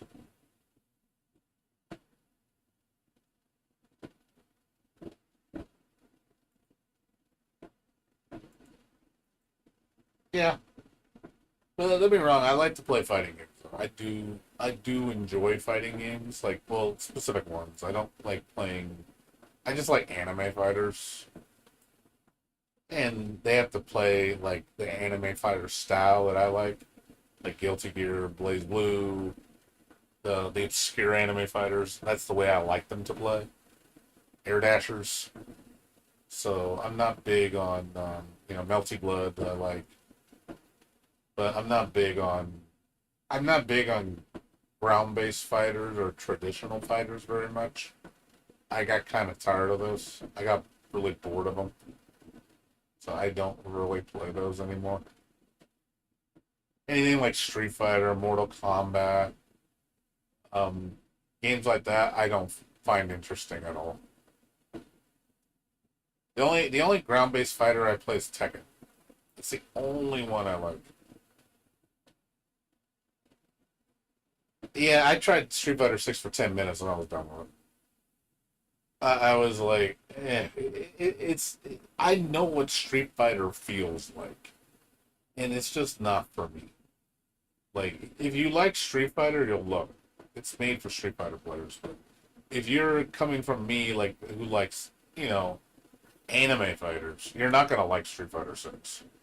Because it feels, granted, there's more to do in that game than definitely like games like Strive.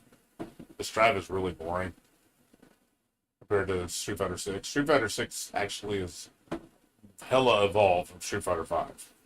There's a lot to it compared to Street Fighter 5. But it's still Street Fighter at the end of the day. So I don't really enjoy Street Fighter that much, and I never really did after a certain point.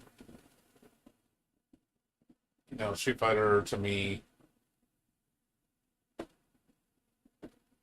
Street Fighter to me is just not interesting, and it never will be. So anytime a Street Fighter comes out, I just ignore it. I just know it exists. I just don't play it. Like I will never play Street Fighter 6 outside of that minor play, and that's because my friends like, "Hey, can I try it out?" Sure, and I'm like, I'm good. I already know. I know what I like. So I don't like Street Fighter. I just don't. I stopped liking it a long time ago. There's nothing that Street Fighter can do to get me to like Street Fighter. I just will not play it. I feel nothing when I play. See, I can play Street Fighter 6 right now. My friend has it on his own account. See, I can play it right now if I want, but I'm not going to because I don't want to. And I don't care what they do to play this game. I just don't care. I just don't care.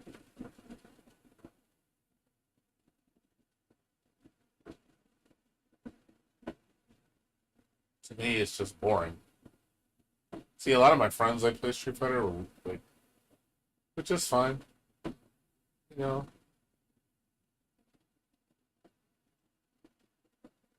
that's fine. If they want to play it, cool. I don't really care. So, I just don't care. There's no passion for this game for me. I just don't like Street Fighter. I'll keep saying it. I'll say it before and I'll say it again. Street Fighter is not for me, and it never will be. And I'm never. But I don't ever want that game to change for me because it's not for me. It never was for me. Like, there's nothing that they could do, nor should they do, to get me to play it because I won't play it. I just won't. Like, I already know what I like. You know, I could look at something and be like, "Hey, that game looks fun," or "Hey, I would definitely play that." I can tell within 5 minutes. I can tell if I'm gonna like something, and I'm usually not wrong. I'm usually ever rarely wrong that I'm not gonna like something. Almost every time I go, called it. Like, I already know it's good or it's bad or just not fun.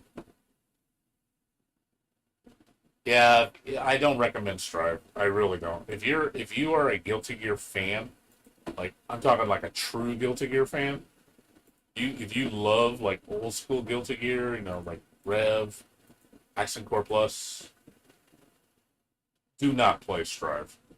Seriously, just don't. If you play Street Fighter, you'll like Strive because it plays like Street Fighter, like in a lot of ways. But if you're looking for real Guilty Gear, don't play fucking Strive. You're just gonna be like really disappointed.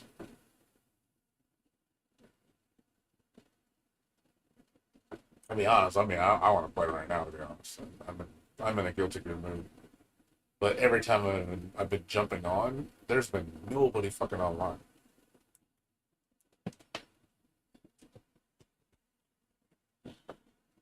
Like, every time I go online, there's nobody fucking online.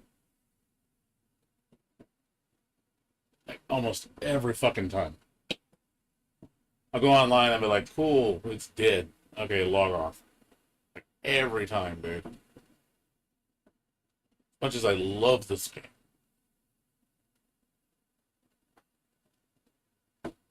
But Guilty Gear. yeah, it just feels, the pacing of Strive feels very slow.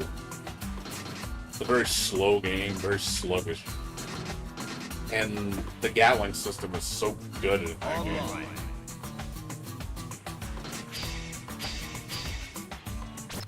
Yeah, every time I go online, it's like nobody fucking online.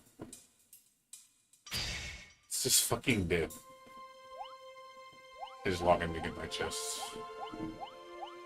Chests.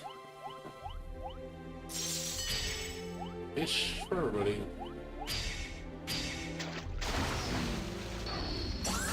Cool.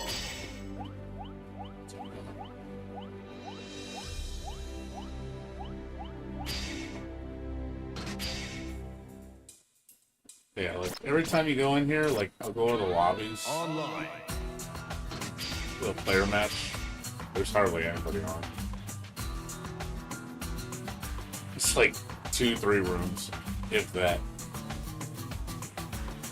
Hey, look, just what I said.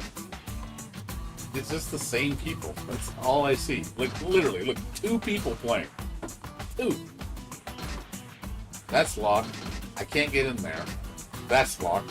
Oh, look, 2 people. And both of those people, I know who they are. It's just like, oh boy. It's just always the same fucking people. I get sick of it. I'm just like, oh my god. Like, does anybody new play this game?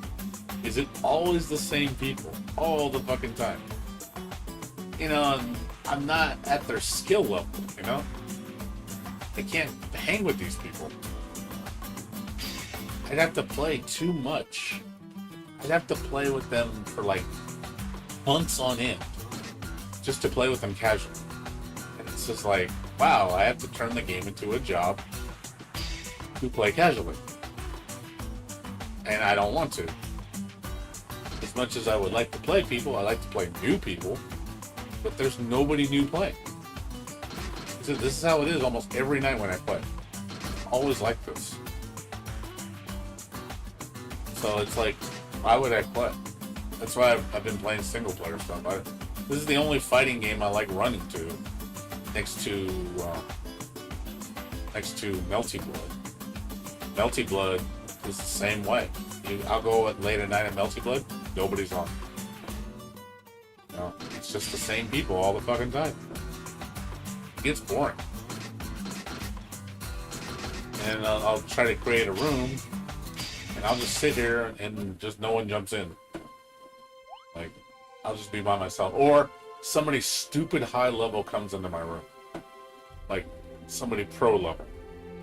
I can tell they are just by, looking at their displayed number. You can see, your history. I only have 2,500 matches, which is, in Guilty Gear players, that's low. I don't have that many ranked.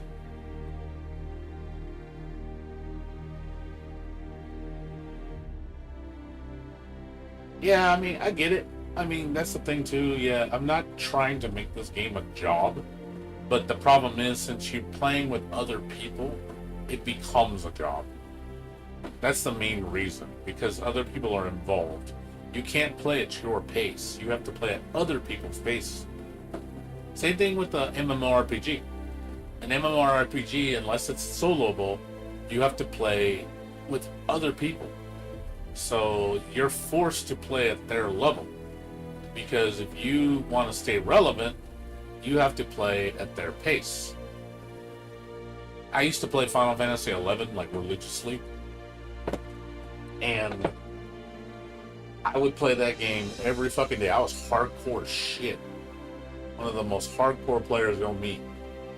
And it was a job.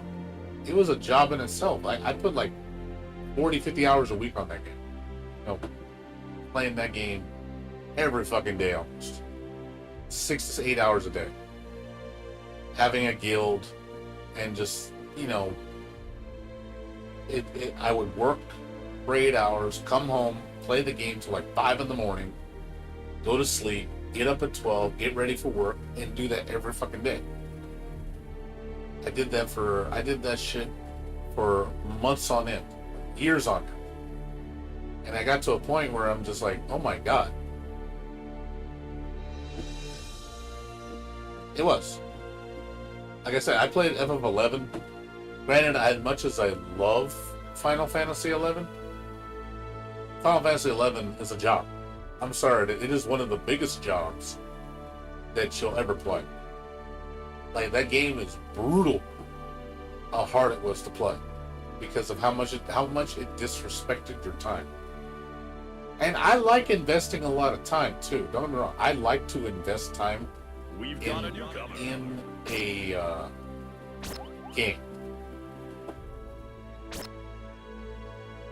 I could try this one. Good luck. Let's see if this guy's probably above me. He's a yellow, so he's probably above me. I haven't played in like weeks, so forgive me. パフォーマンスも把握しとくか。まあいいわ。応戦します。理想と屋根は高くあるね。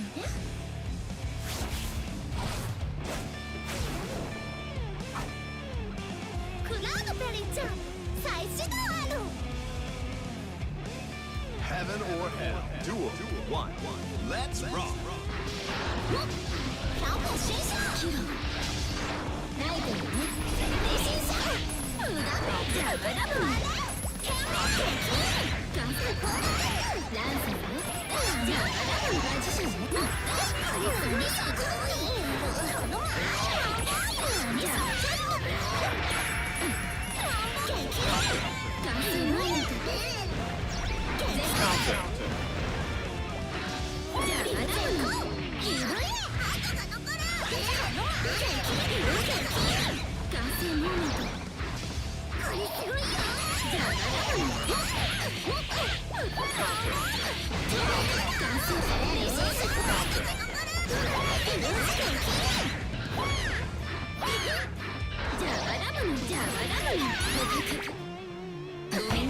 It's not over yet.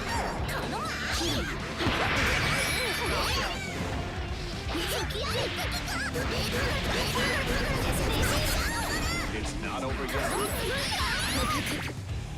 ごめんなさい。お疲れ様。悔しい。ごめんなさい。 Duel 2. Turn up the heat.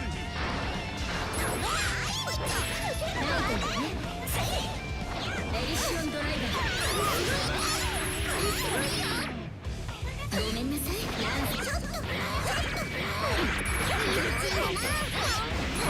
感想モーメント。味しかないの？じゃあ。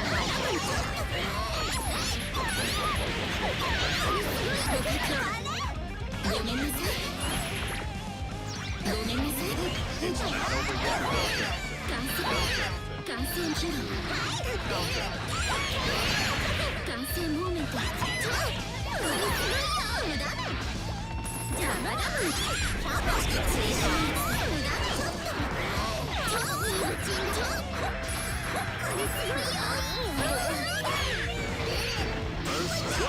こんなレシピがあったとは。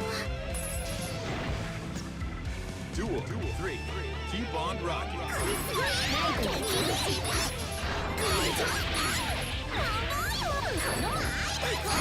マジじゃね？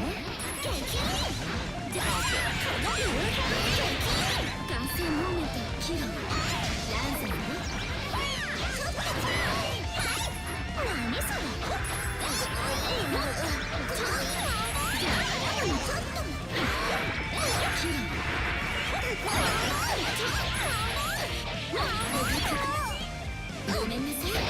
It's not over yet.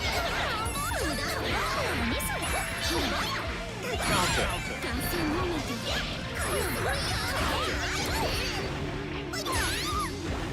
じゃあまだゼスからの感染モーメント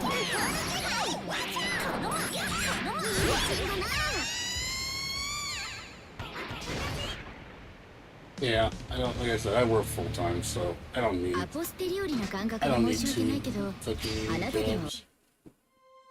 Yeah, and that's usually what happens. They'll just leave and be like, "Oh, you suck at this game." I'm like, okay, whatever. Yeah, that's another reason why I hate playing. Because most people that play me, they only play one time and then they'll just leave. Like, they're like, they either say, "Oh, you're terrible at the game. You can't even touch me," or they say, "Oh, your connection's so bad that I cannot even play you." I'm like, that's how almost every single player that plays with me. That's how they are. Every single one. Every single one. They all have like this hive mindset, the way they think. So that's why I don't like talking to the FGC people, because I think that most of them are fucking chirps.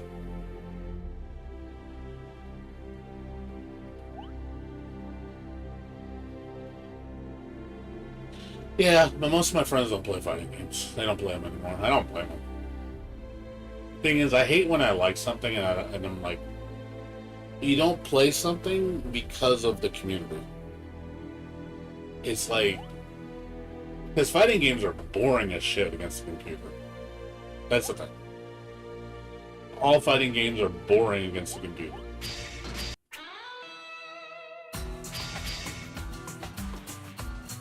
So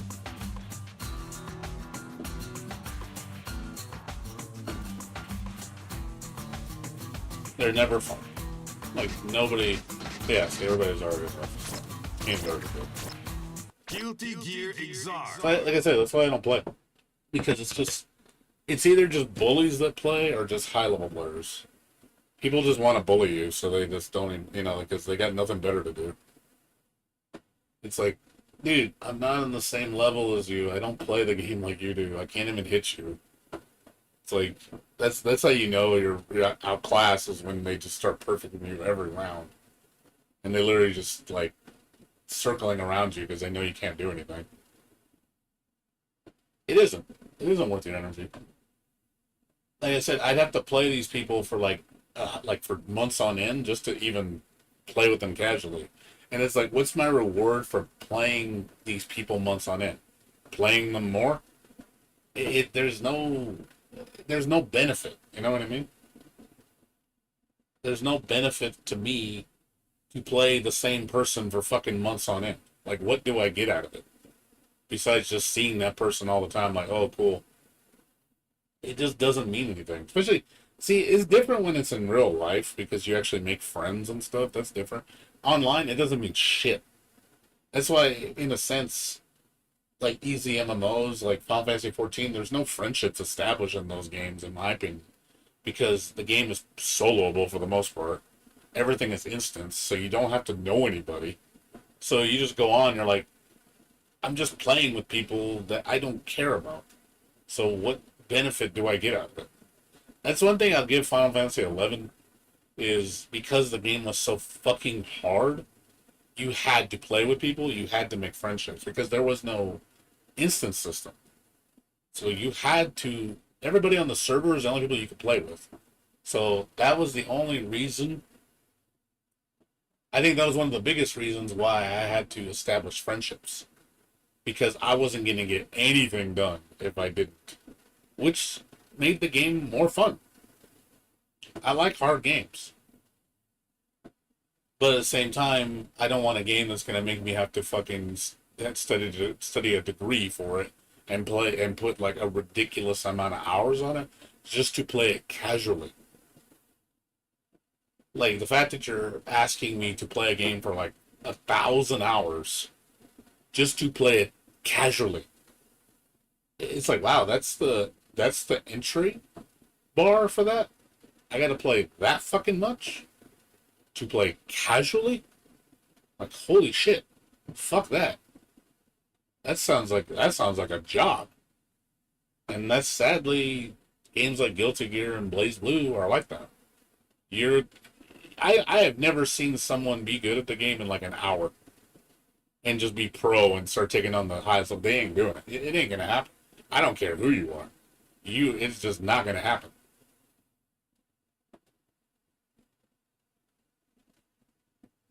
There's no fucking way, even if you were a prodigy, because of how much you have to know to play the game, it's just like, it's a job. That's what it is. It's a job. Fighting games are a job, and so are MMOs. They're both jobs. Sadly to say. But then the problem is, I don't like about new fighting games is you make them so piss easy that they're not even fun or challenging to play anymore. You made the bar so fucking low that, okay, you took away a lot of the appeal of the game because you made it so easy to play. You streamlined the game. But then everything that made the game great is gone now. So I don't want a game to be that easy where I could just put 5 minutes into it and I'm good at it. Because there's no satisfaction in being good at it. Because anybody can do it. So there, to me, is like, okay, why bother playing? It's not fun. I can't express myself the way I like to express myself.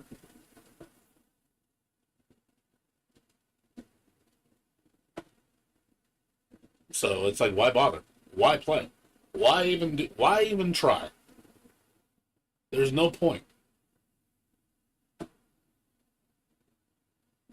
It's the truth.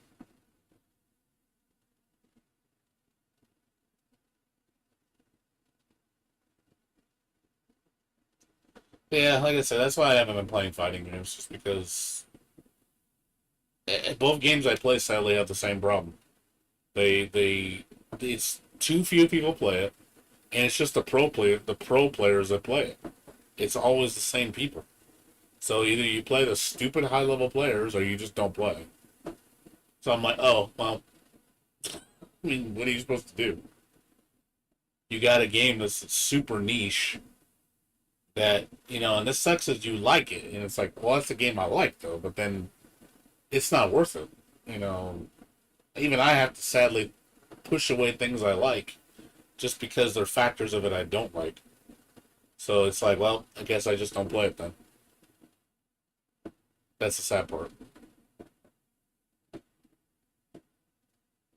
Yeah, I think fighting games, anything versus and anything like MMO based, there's too much time commitment. Like way too much time commitment. Like I don't mind committing time. That's fine. I like to commit time to games. I do. I like spending a lot of hours on games. But I think those particular games, like anything that's competitive, you have to put like tenfold the amount of time compared to something that's soloable. See, a game like Rabi Ribi, I can put 50, 100 hours at my own pace and be great at the game. But see, there's no other factor involved. So it's just me. I'll play when I feel like it. But with a fighting game, you can't do that. Fighting game is because it involves other people. You have to play at their pace. You either match their pace or get left behind.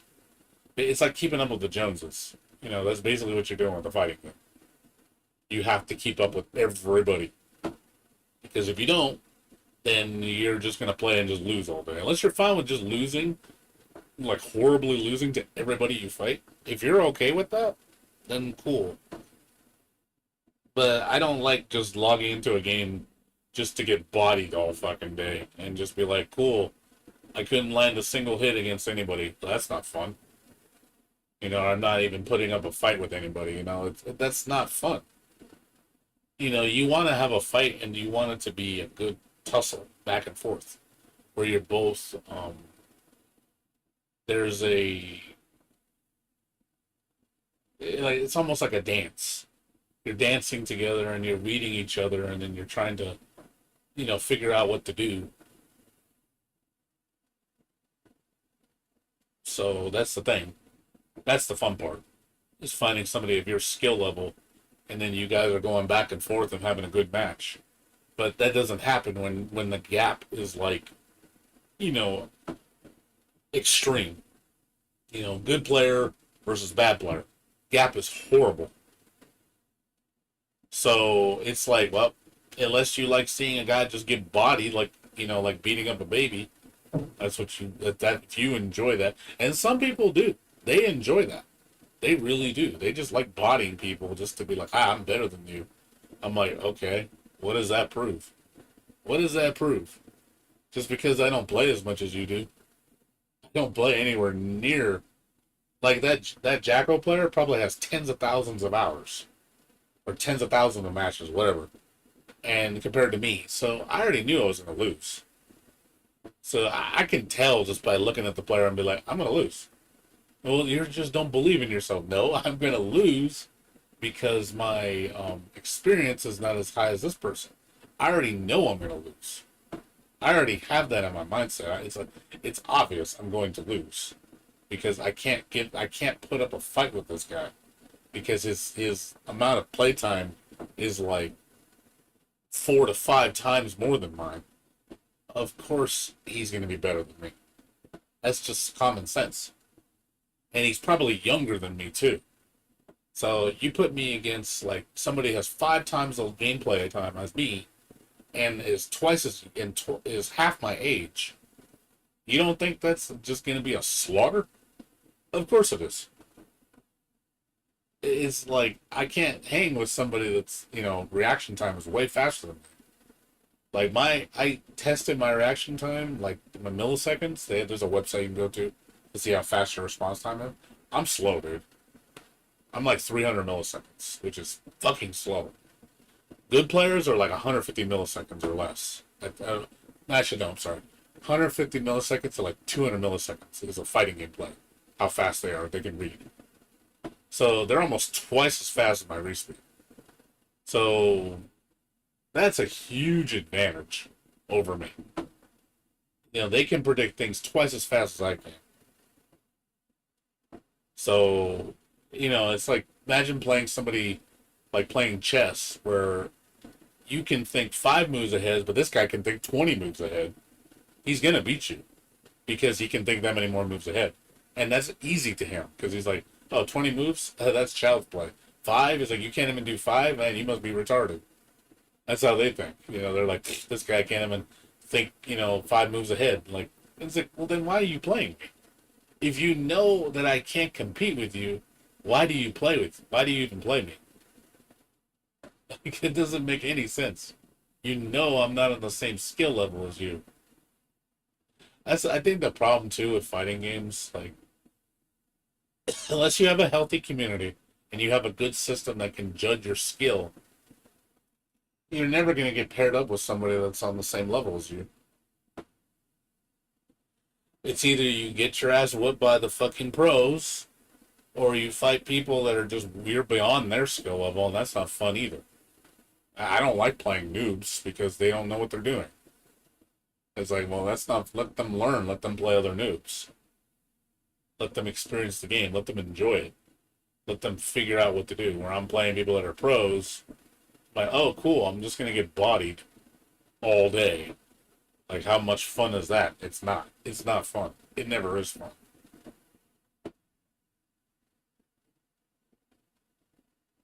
Platformers? Really? You don't play platformers? Like Sonic and stuff? You don't like? I mean, they're not competitive, so why would you stop playing platformers? Platformers aren't competitive, so action games aren't competitive. You don't have to worry about other people. Now, fighting games, I agree. Why you stop playing fighting games, I don't blame you. Most of my friends have too. They just stop. They won't play them anymore. Because, you know, one, again, they say, hey, I'm too old for this shit. And that's just reality. I mean, I'm getting old. So, you know, I hate, like, how slow I am now. It's embarrassing. Because it's just like, I used to be so much quicker, you know, with my reactions. And what's sad is I feel like my legacy skill doesn't matter to these new people because it's like I know the game well enough to be like, hey, I've played a lot of it in the past. I know I have a large history of growing up with fighting games, so I figured the legacy skill would mean something, but I feel like it doesn't really mean too much now because the younger people are always going to be better than you because one, you know, their reaction times are better. They learn faster because their brains are more like sponges, whereas my brain, not a very good sponge anymore. You know, they have more time. I don't have the time. They go to school. That's all they do. So they can dump 12 hours of their day playing video games and being good at it and going to tournaments because what else do they do besides go to school? That's all they do. They don't do anything else. So, of course, they're going to be better than me.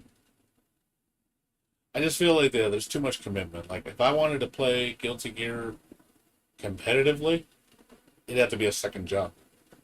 And the problem is, I'm going to start playing it too much or I'm going to get tired of it.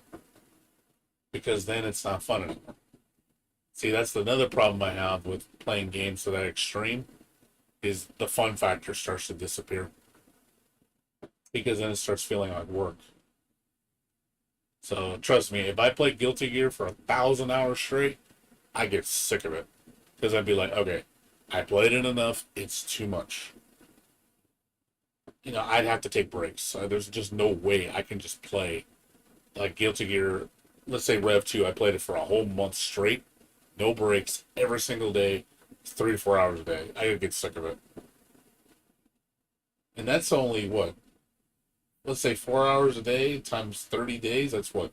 120 hours? That's not very much. And I would still get sick of it playing it that much. But I'm sure these guys play way more than that. I see them play like 8, 10-hour days, 12-hour days, same people, every day. They're just logging in every day playing that much. And I'm just like, fuck, dude. How do you play that fucking much and don't get bored or burned out? Like, Jesus, I would get so burned out after playing that much. I'd just be like, oh my God, I'm done. I am done.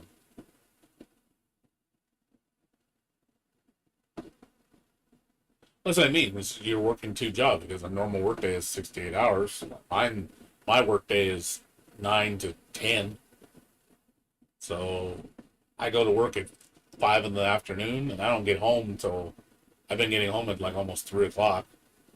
Well, I work from home, so but they have us doing mandatory overtime, so I'm working 10-hour days, 5 days a week. Might be six soon, but that's just like I'm done. After I'm done working for 10 hours, I want to go to sleep. I get up, I do my chores, I clean up my room, and I'll go, and then I go do my exercise. I go walk, and then I come home, eat lunch, and then I'll chill for a bit, start work till fucking 3 in the morning. I relax for a little bit, look up some stuff online, and I go to sleep around 4, and I rinse repeat, do the same thing every day.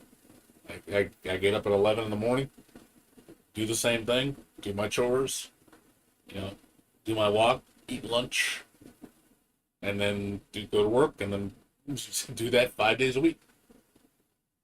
And then on my days off, I usually either do more errands. I'll go see my mom, sometimes hang out with friends, and then I come home at night, like 7 o'clock, 8 o'clock at night, and I stream until like 4 in the morning.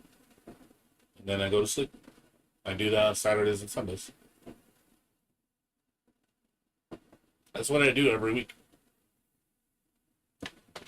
The only reason I've been streaming for the last 4 days is because I have a 4 day weekend. So I only stream at night. Like I only stream past like 8 o'clock. Because the problem is I can't usually stream before that because my internet gets really slow and I can't stream. Sometimes I have to wait till 10 to stream because my internet's slow. So I have to, like right now it's fast as hell. So I can stream at this hour. But yeah, but I only stream on Saturday, Sunday. It's the only 2 days I stream. If I'm on vacation, I'll stream every day. I will stream every single day. But I try to find something to keep myself occupied. Try to find a game that I can play that, keeps me invested. So I was playing Ribi. I was like, oh, this game keeps me busy for a while. I do like long sessions. I do like long video game sessions. I do still put a lot of time into video games. I put about 15 hours a week into video games. So I still play quite a bit. Sometimes more. Sometimes I'll do 20 hours. I'll do 2 10-hour days. Just because I'm really invested in something. If I'm enjoying myself, I'll play a long time. Like when that new game Tevi comes out, shit. I'll be playing that for 8 10 hours a day. Easy. I'm gonna dump probably 50 hours into that game on my first playthrough. Easy. I'll be spending a whole week playing that game and just enjoying the shit out of it. Same thing with Ease 10. Ease 10 No, Tevi. The one I was showing you, Otter. The Rabi Ribi game. The one I was talking about earlier. This one. Remember I was telling you about it? The one I was showing you. Didn't you see it? Unless you weren't here. Yeah, Tevi.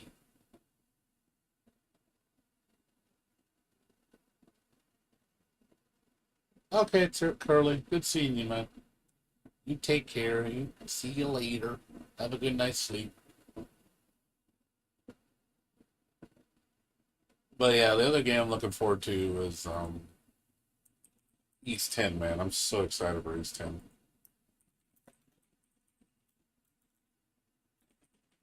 I don't know if you've seen. That's Japan only.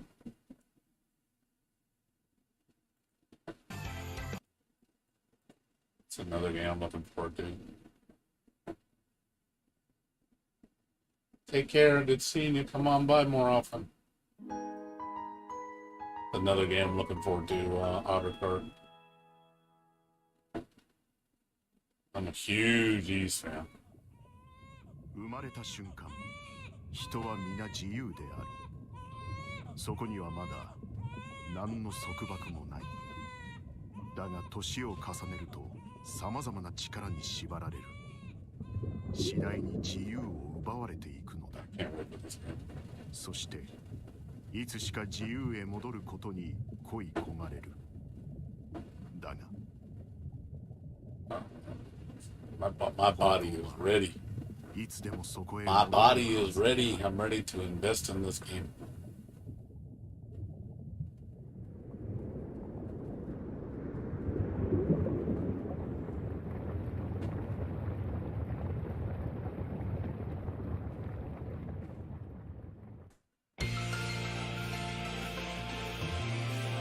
I just want to hear the soundtrack. I love the soundtrack so much.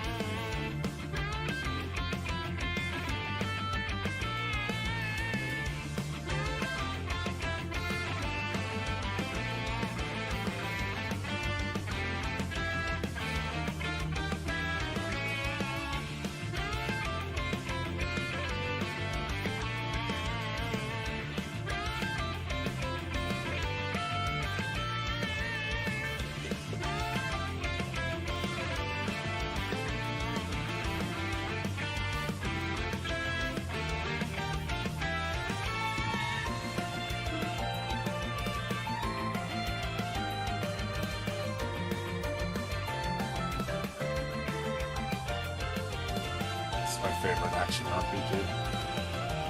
#1 series for me. I'm a big Eve fan.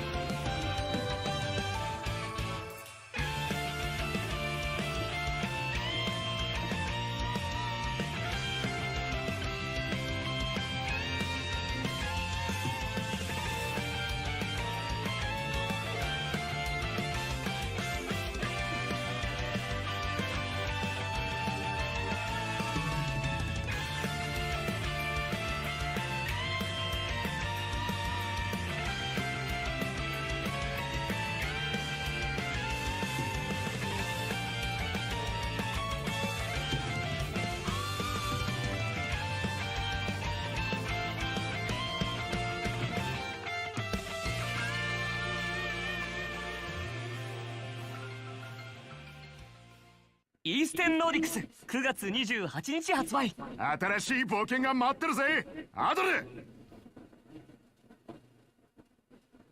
Hi friends. So I'm still working on my newest long video, which is going to be the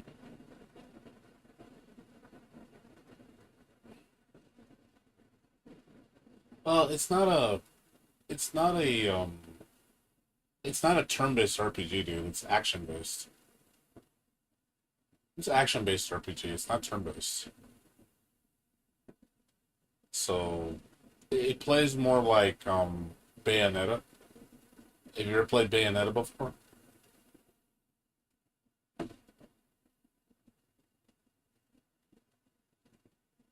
It's not. Disgaea is turn-based. Disgaea is a strategy RPG. It's not the same. It plays like Bayonetta, so your movement options are really crazy. Lot of like dodging, fast movement, air jumps, stuff like that. Slow down time. So it plays more like Bayonetta than it does like, you know, stuff like Witcher 3. So it doesn't play anything like that. I consider like Ease like the Guilty Gear of RPGs because of how like crazy the movement is. That's why I love Ease so much, because not only also the music is top notch, godly music. It's like some of the best music I've ever heard in games. They don't like their games don't look very good. Like graphically, they're pretty underwhelming. They look kind of like last gen graphics. I don't really care about that though, because to me, the strong suit is the gameplay and the music. So that's why I play it. And they have good stories. Like the stories are fun. They're nothing like groundbreaking, you know, but the stories are good. But yeah, the gameplay and the music is where these games shine. That's what makes these games so great. Most people will tell you that plays these games. That's why you play these, because you want stellar music and just fun gameplay. And I can dump like 100 hours into this game and not get bored. I've beaten this game like 4 times already. So obviously I've played it too much. So I beat this one 4 and I've beaten this one 3 times. I'll probably beat the other one 2 times at least. And also, one thing I like about these games, they have difficulty just like Rabi. So you can customize the experience for the game. So if you want to play it easy, play it on easy. If you want to play it brutal fucking hard, put it on the highest difficulty. So I like that about these games because there are difficulty settings.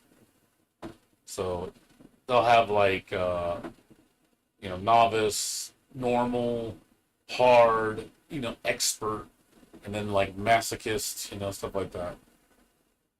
Yeah, they are all connected. They all involve this character, adult Christian. He's the main hero of every game. So these are all about his stories, except Origins is before. Like this is the beginning.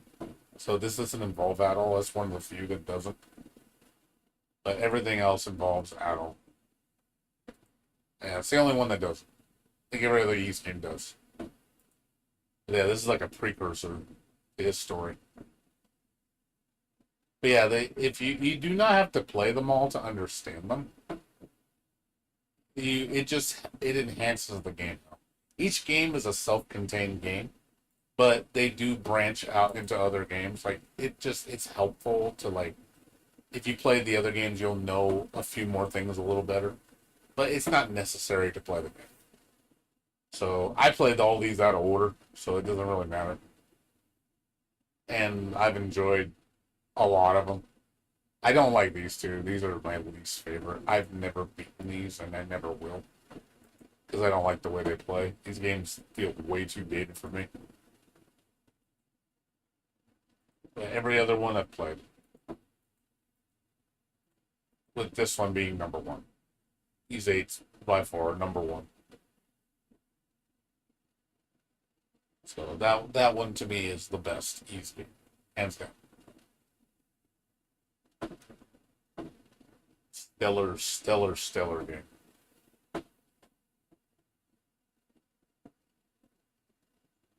Outside of that, as far as action RPG, like the only other one that I consider on the same level as is Crosscode, which I've dumped about almost 200 hours. Recommend this game if you like pixel-based action RPGs. It's a great game. It's such a magical game. It's got so much heart. Beautiful sprite work. It's so cute. I had so much fun with this game.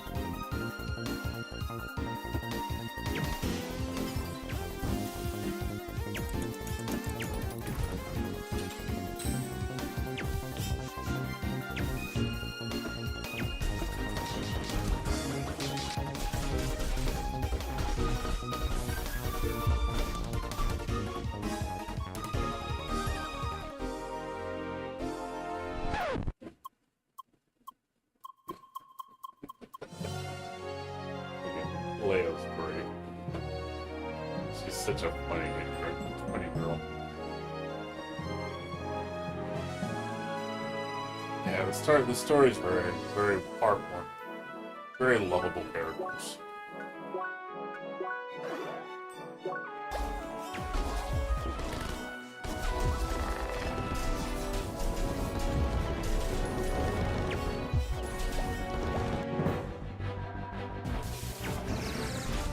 And one of my friend got me into this game.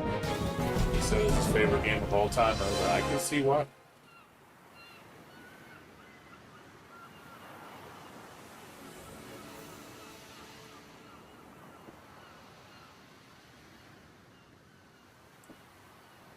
Excellent, excellent, excellent game. So it's one of the greatest games I've ever played.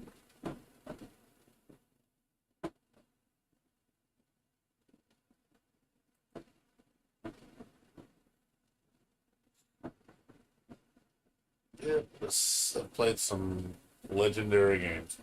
Of almost every single one that I played, they're not mainstream. Almost every single one is not mainstream. So I just love. I don't like mainstream very much. There's a couple that I like Resident Evil, because those games are good. But as far as like really mainstream games, I kind of stay away from them. I think a lot of them are really overrated, or just they're not as good as what people say they are. Because I think people just know those games because they're famous because of the name, not because of the game actually being good. But there's a lot of games in here that I've played that nobody knows about or really talks about, sadly. But that's fine. I'm fine. I'm honestly fine with the games I like being underwhelming in that sense. It's just, that's just the way it is. Sometimes I think it's good that games that I like don't get famous, because I really believe a lot of games become shit. Look at this. Another game I love. You like rhythm games? Another underrated game that nobody talked about.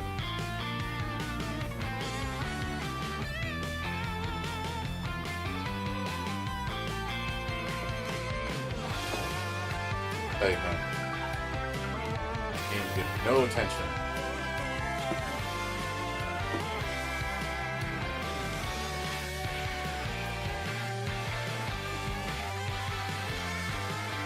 When I first played this, when it first came out, I did the early access, and I was like, dude, this game is lit.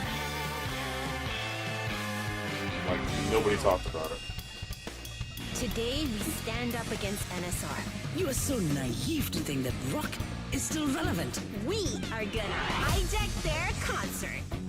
Let's rock it. It's time we fight EDM with the power of rock. So fucking good.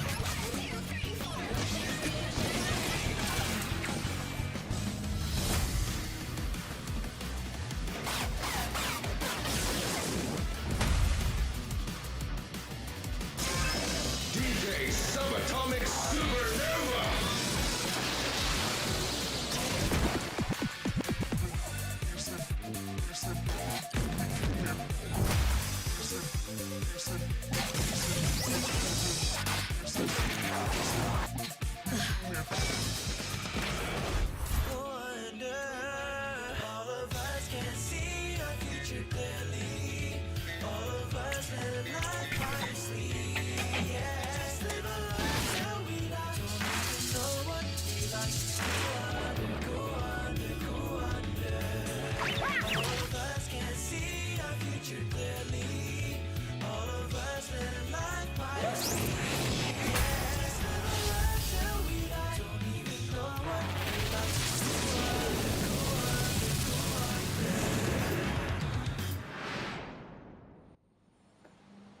So fucking good.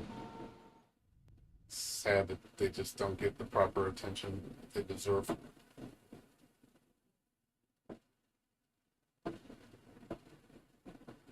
I could sit here and show you some of the greatest games I think ever made.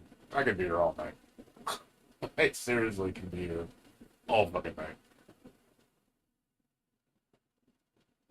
There are too many games that I played that I feel that just do not get proper recognition.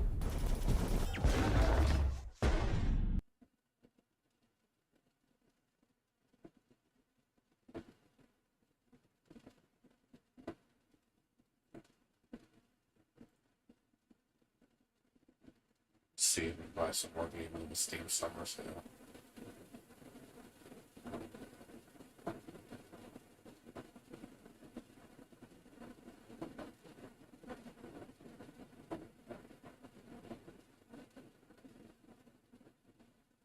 So many games.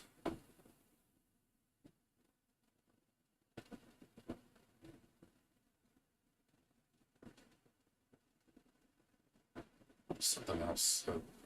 There's another game I wanted to show you on my wish lists. Let me try to find it.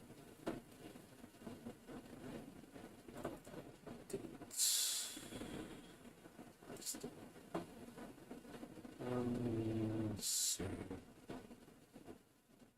Of course, Blasphemous. Everybody knows Blasphemous. That's gonna be good. Yeah, this game, if you guys have ever seen this game, looks really cool.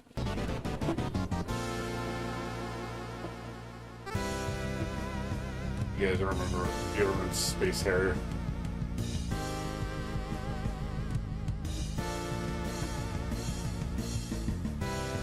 I was like, man, I remember Space Harrier a long time ago.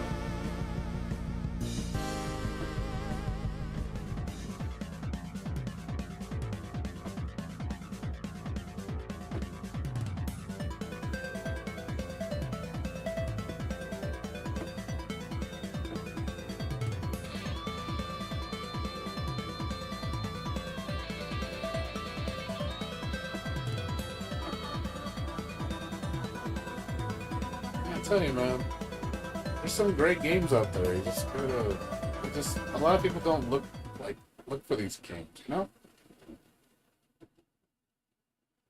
A lot of people just don't look for this shit.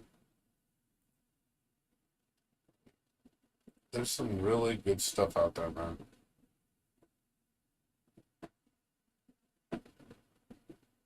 There's a lot of good games out there.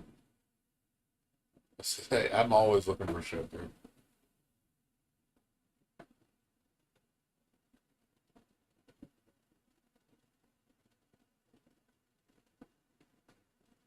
Yeah, you don't see too many mainstream games on my wish list. Like, I don't play mainstream that much. I'm just showing you guys different games that I want to play.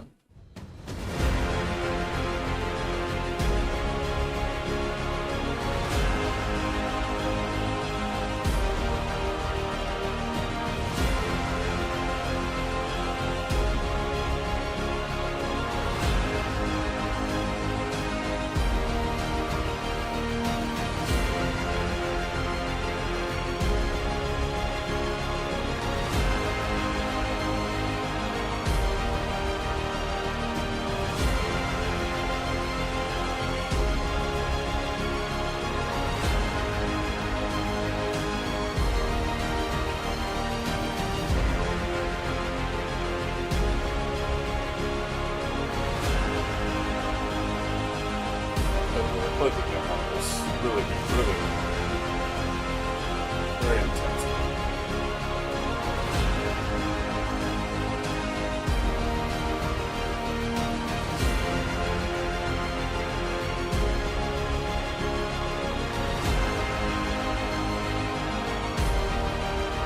It's just even harder to get outside.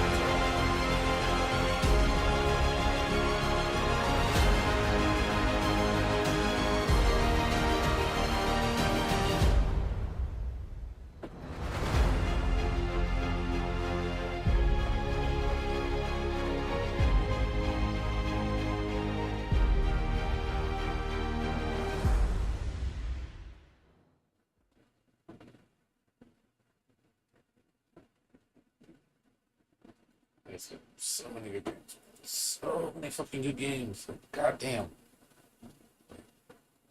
Like, so many games that, like I said, just don't get noticed.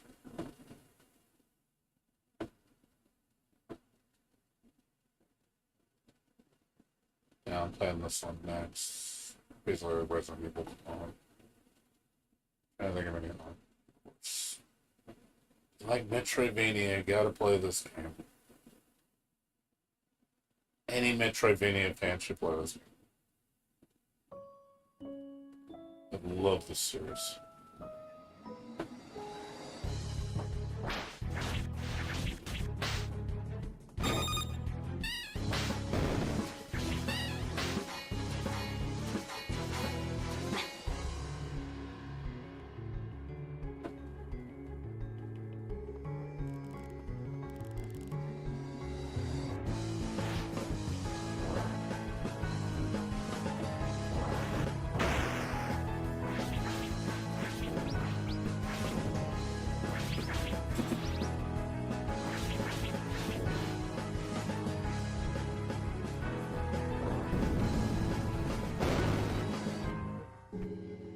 I don't know when this game's coming out. My guess is probably next year. He hasn't been talking about it, he's been working on it. Last game was so fucking great. Reverie in the Moonlight, such a great game.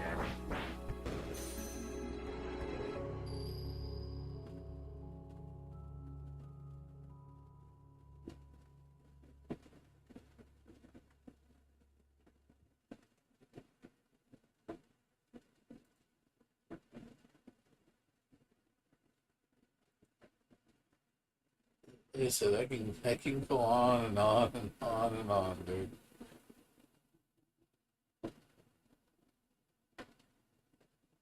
There's a lot of games that are coming out.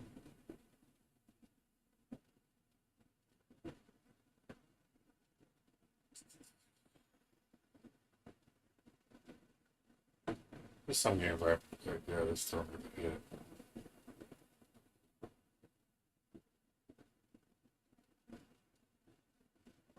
Pizza Tower. I still gotta play this game. This game is really charming. This game is so silly. It was like when I saw this, I was like, dude, it's Wario Land. It has amazing animations.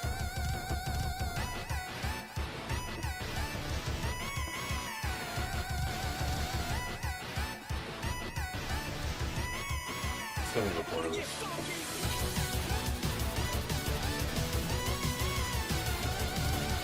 Looks so good.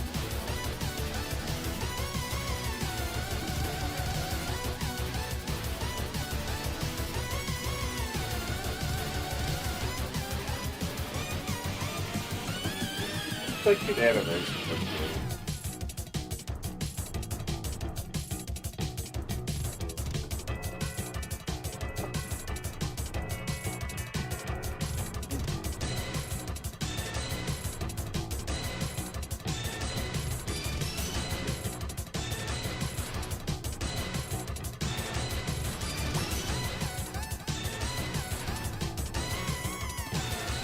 Yeah, it looks really, the game is really hard.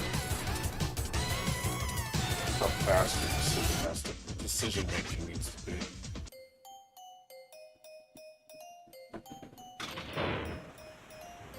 Still need to pick it up. Like I said, there's a lot of games I need to play, dude. Yeah, you have it on your wish list. Yep. It sold me when I saw the trailer. I was like, okay, this looks pretty cool.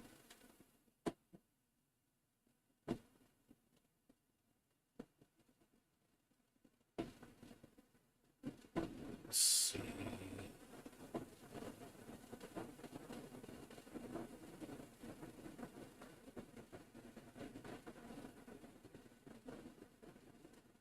I think it's like all the new ones.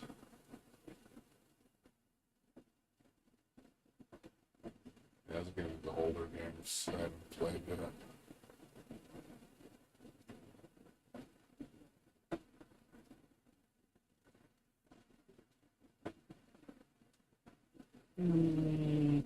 Let's try to think of any other new games. What else is coming out? There's a couple other games coming out in October. There's 2 in October, 3 in September, 2 in August, 2 in July. Like, I got a decent amount of games that are coming out.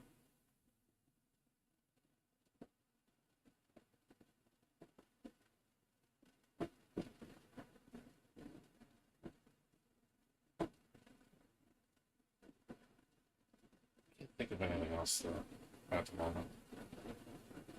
Everything's on Steam that I grab too. I don't really buy console games very often. The only console game I'm getting is East 10 because it's only on PS5 and Switch. So I have to import it from Japan. I can't think of anything else right now. But yeah, as far as good games, yeah, I got a lot on my library. All these different games. I can show you.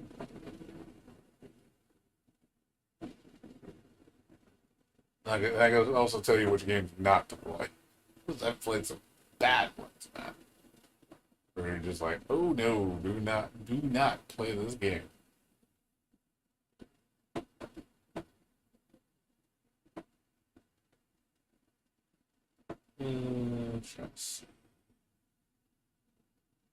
I mean, what genre do you like, Otter Cart? If you don't mind me asking. What genre do you prefer?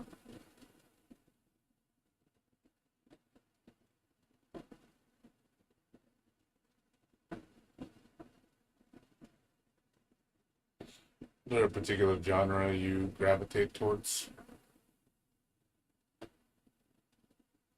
Like, what, rhythm games? Oh, you like Dark Souls? I can't help you with that, dude. I mean, I'm sure you've heard Lies of P, right? I'm sure you've seen that game, right? I'm sure you've seen that one. Everybody's talking about that game. I'm sure you've seen that, right? This game. If you like Dark Souls, you'll love this.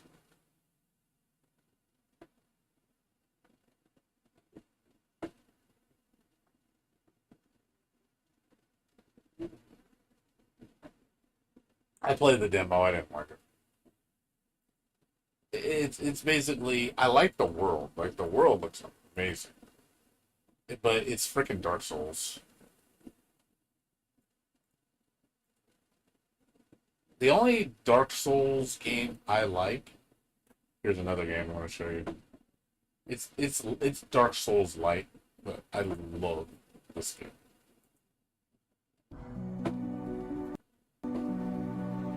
Another obscure game. I love this game. This game was really charming.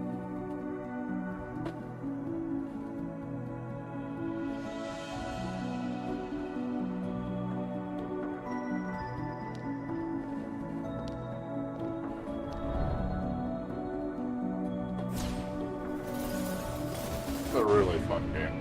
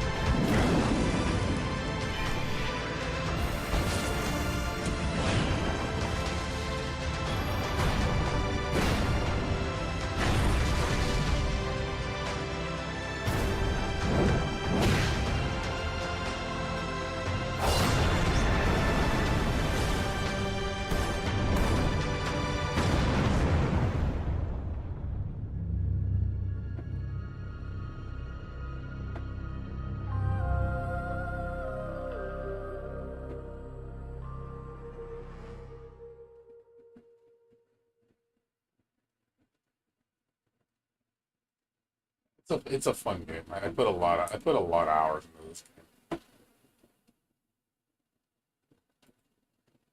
Other yeah, it's yeah, I bought it for like $8 when it was early access. Best $8 I ever spent. Like I really enjoyed it. Yeah, I put almost 40 hours in this game.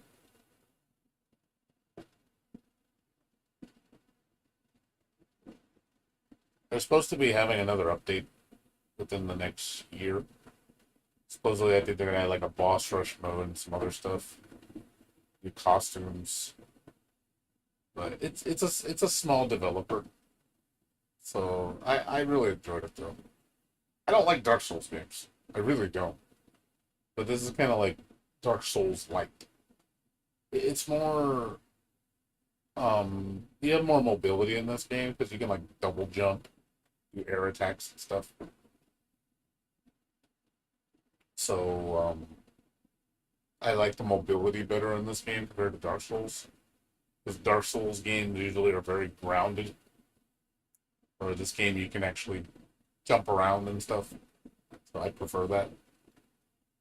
It's a fairly difficult game. There is some bullshit in it, but I got used to it.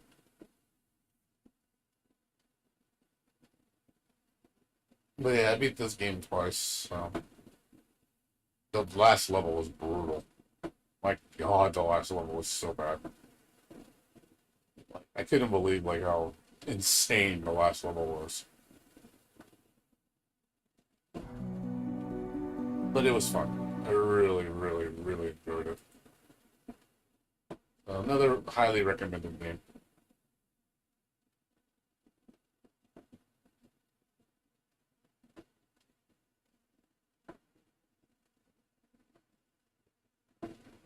Oh, Armor Core? Is it like Armor Core 7? Or 8? Whatever. How many Armor Cores there are? Never got into Armor Core. Not big on. I never got into mech games. Not into that stuff very much.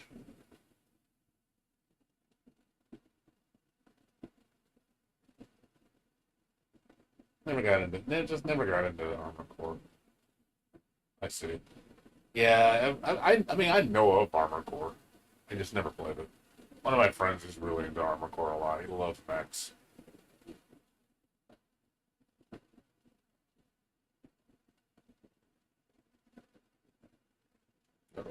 Here's another game. You like, if you kind of like platformer games, like, kind of like, another little charming game.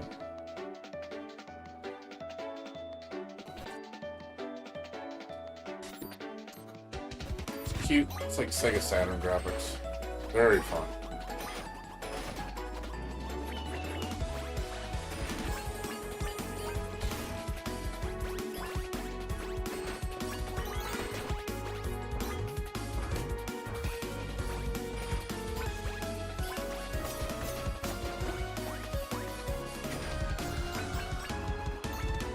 $5 game.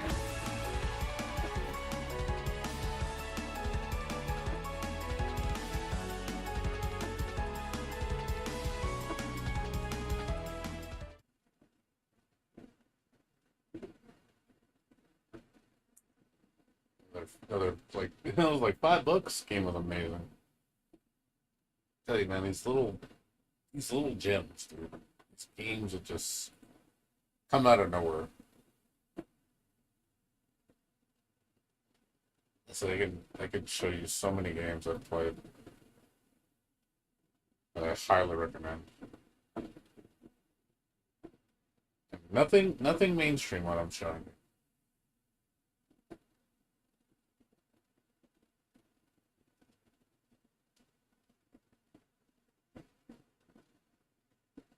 I'm sure you've played Ori and the Blind Forest. You played this game? Autocart? Both of these games, excellent games. If you like Metroidvanias, very very like solid game, emotional, very emotional. Like, definitely has the feels. It reminds me of like watching something like out of from what do you call it? Like Castle in the Sky, kind of like that.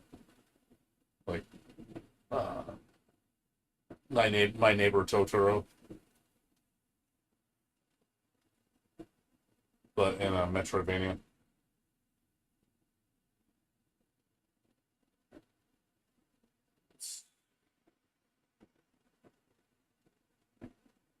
Mm,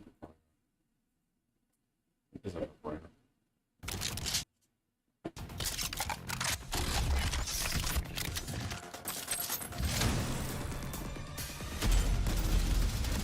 This game's fun.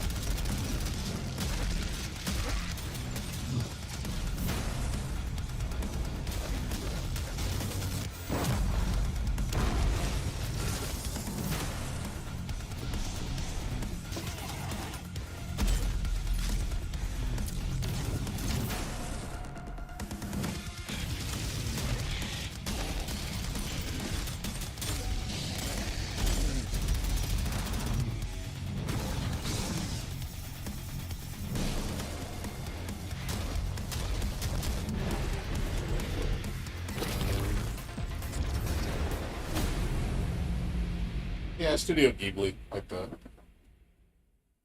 Obviously, this is fucking Doom. So, it's Doom, but with the old style Doom graphics, kind of, but more high definition. So, if you like Doom, highly recommend this. Excellent game. Music is really good. But yeah, it's gory as shit, dude. Really gory game.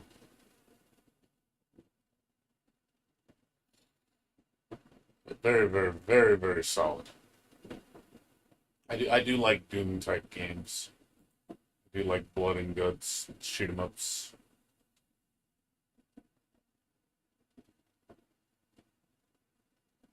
Mm,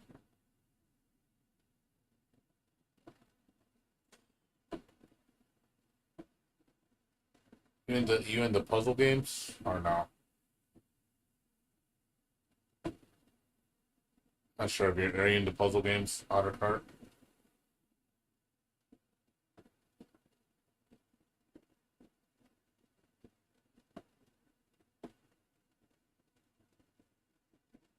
You like puzzle? I mean, this is my favorite puzzle series, this game. I love this series. It's my absolute favorite puzzle game.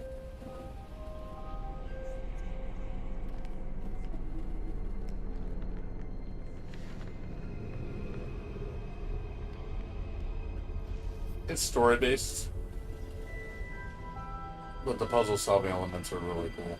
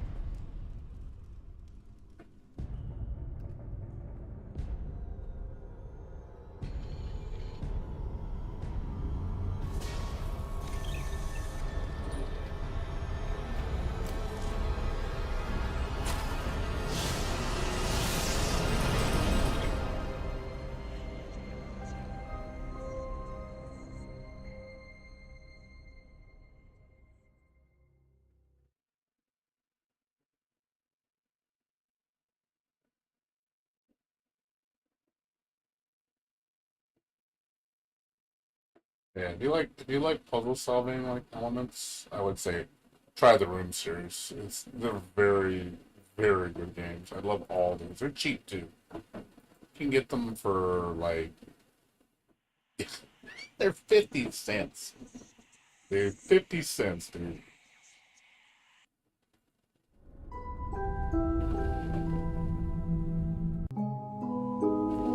So it's fucking amazing game for 50 cents. Get them all. Like, if you like the first one, get them all.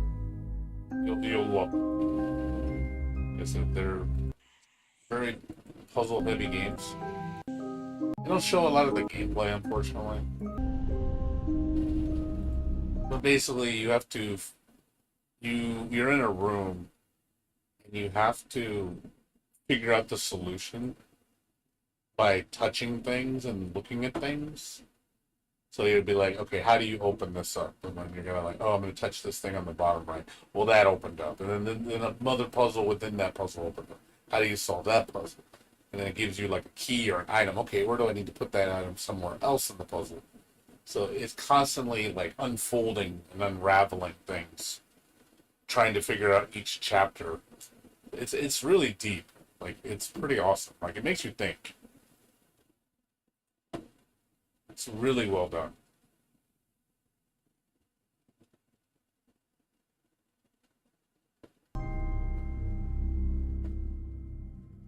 So I'd say give these a shot, but yeah, they're stupid cheap.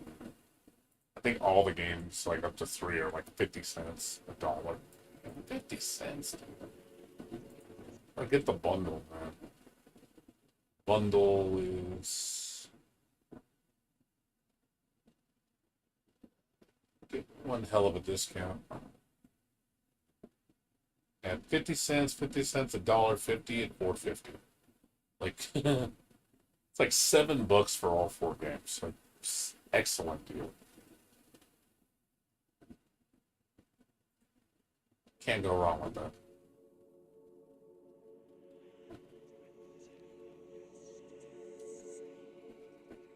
Here's another game, another cute game. My favorite game that Nipponichi has made for these type of games. It's really cute. I think this was Nipponichi's pinnacle for these type of games.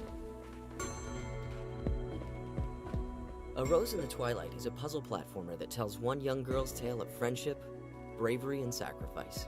This girl, Rose, will face many brutal deaths along her journey. She wakes up in an ancient ruined castle with a giant rose attached to her back. This flower is her curse, but also allows her to interact with the world by siphoning and passing blood between it and the many objects of the castle. Though her journey is filled with peril, each death brings with it a lesson. And her curse allows her to be reborn from one of the many flowers scattered throughout the castle.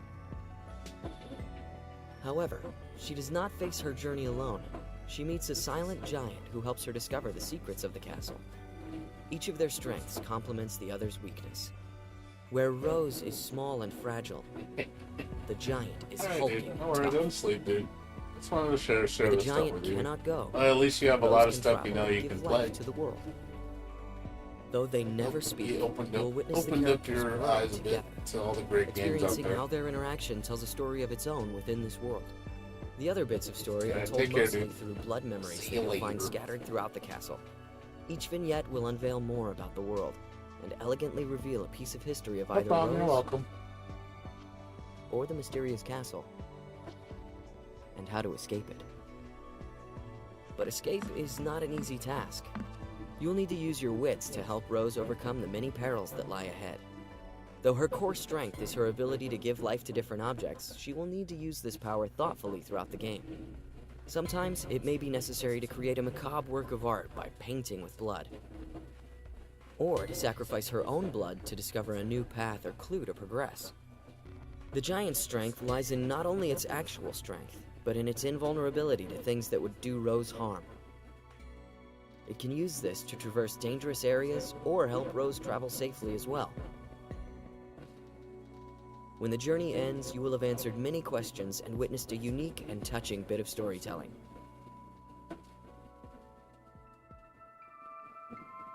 Discover life through death with A Rose in the Twilight. I saw this game. It was really cute.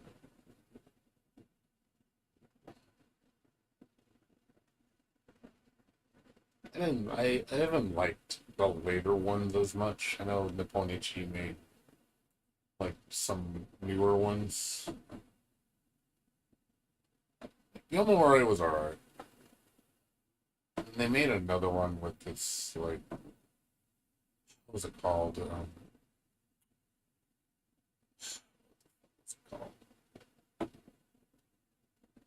It's like Rose in the Twilight, but it's not as good. And I think it's shorter, too. I'm trying to remember the name of it.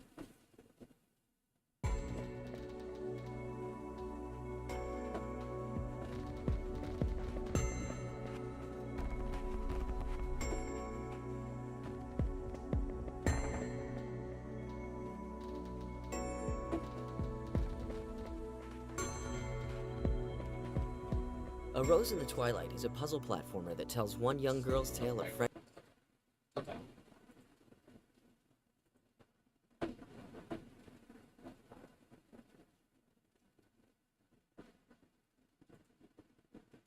Sorry, 2 o'clock. After 7, a little bit.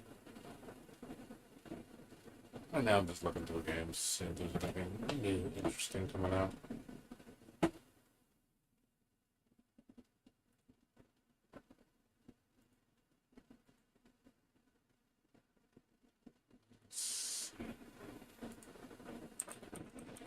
Anything new in the Toho world?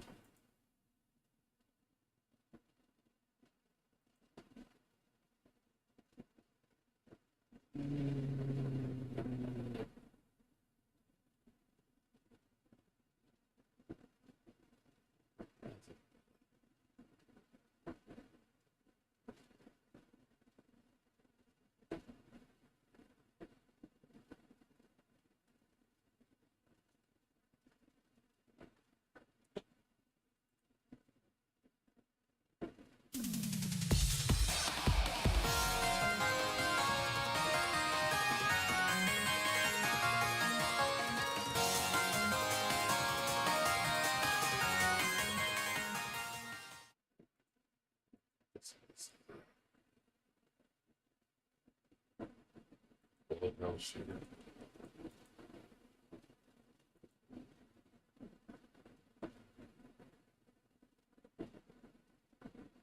It's cute.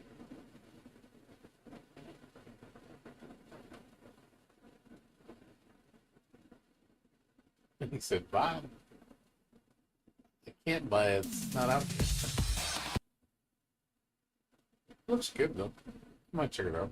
The sprite work looks really nice.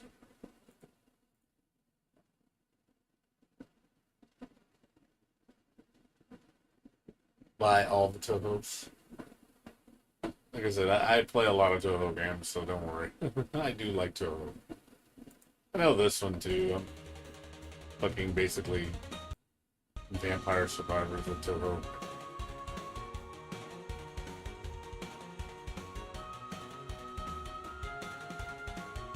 It's cute. 50 cents.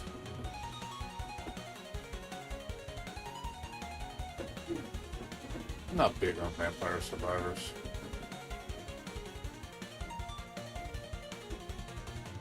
It looks cool, but at the same time, it's like, it gets really repetitive.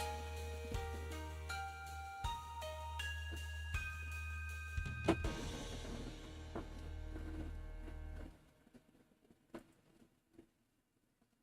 mean, for 50 cents, though, can't really complain. 50 cents, man.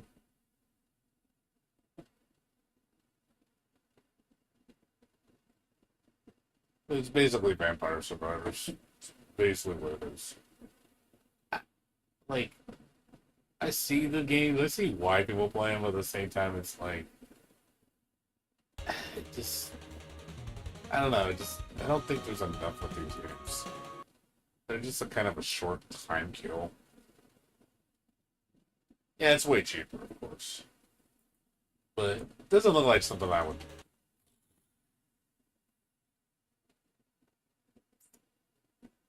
I'm just not a big fan of that type of game. It just doesn't look interesting to me.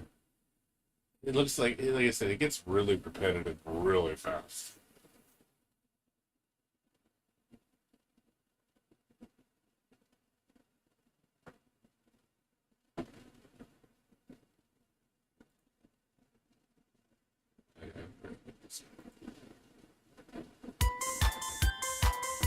game looked kind of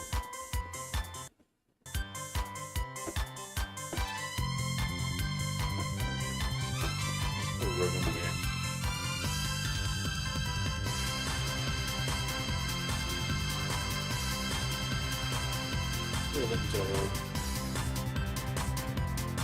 Kind of like, what's that one game? Crypt of the Necrodancer, the little grid.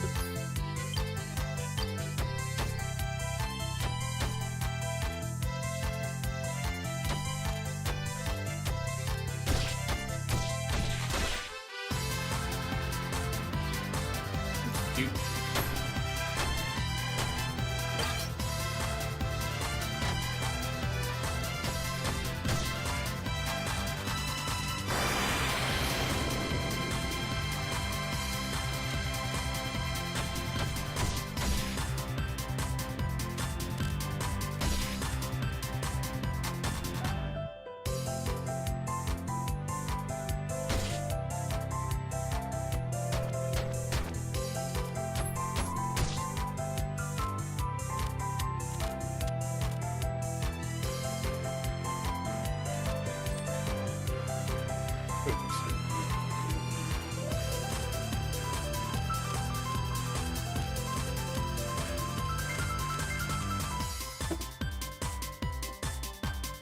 Visually, it's really adorable. Looks neat. $8.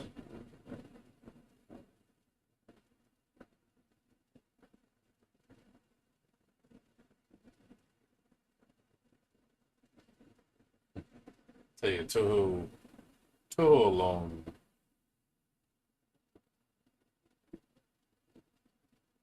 Toho alone is just magic, especially with the music.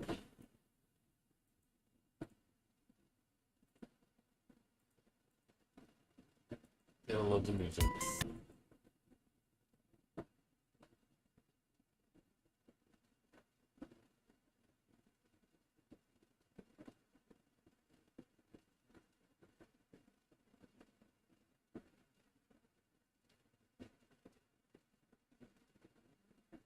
It's a kimono blast. Take out the girl's clothes. It's like anti-game. Bullet hell nudity.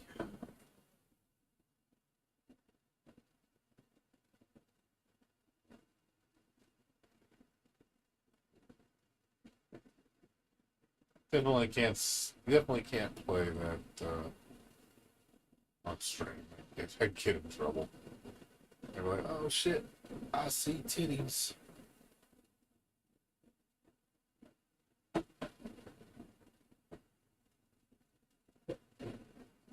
Let's see what that.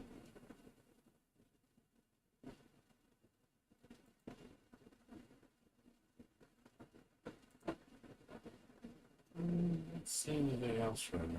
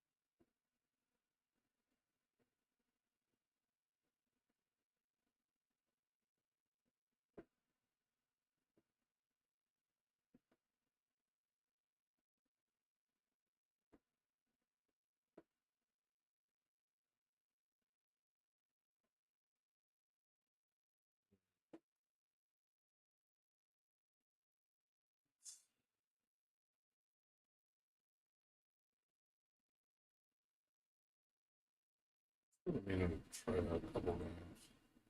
I wonder if they ever fixed play.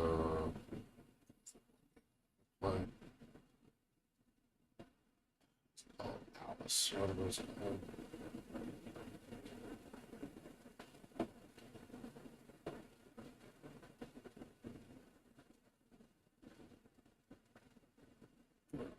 Alice escaped.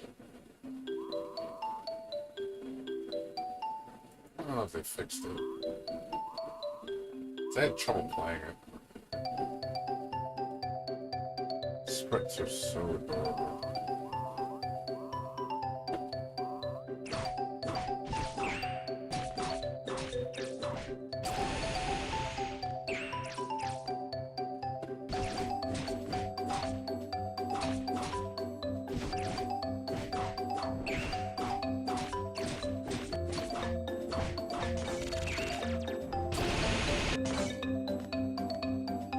It's like a little cute little platform.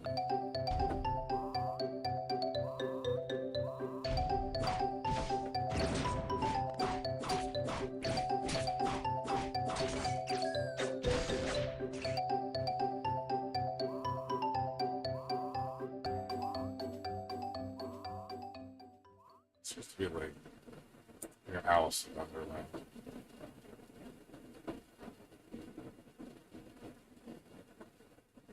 It's like $15 so it's like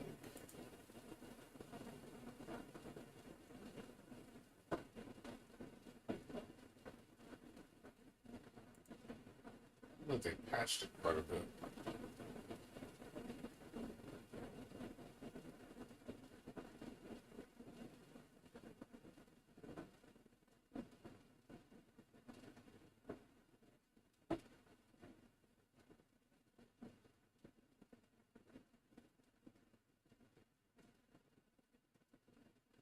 It really looks like a game out.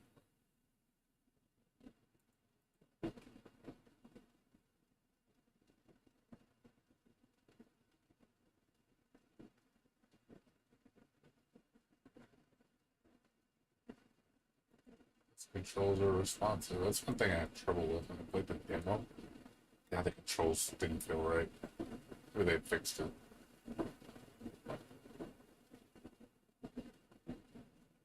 Yep, and it's short.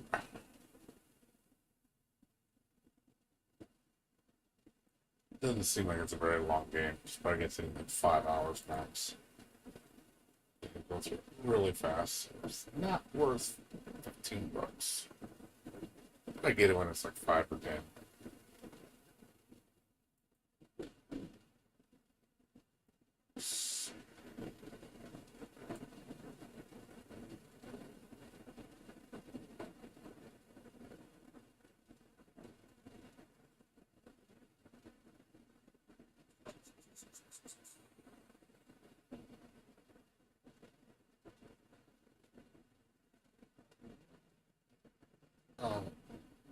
Well, do I sound... It's probably my fan, dude. You got the fan blowing on me right now. It's probably making my voice sound weird. Sorry about that.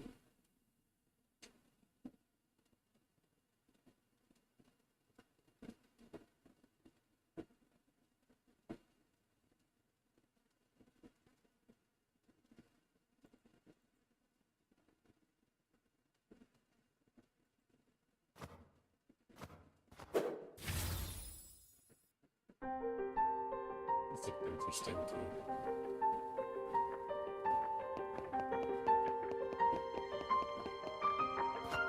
Reminds me of Hollow Knight.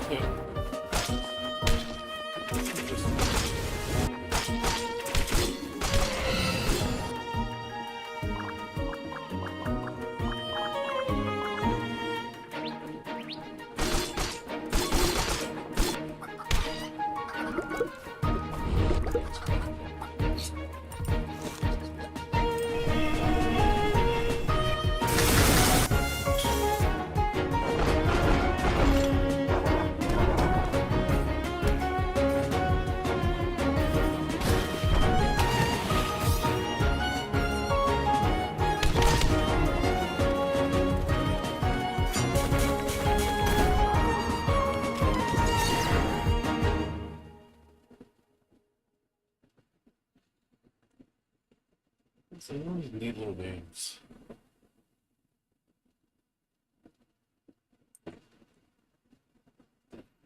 All these neat little games coming out.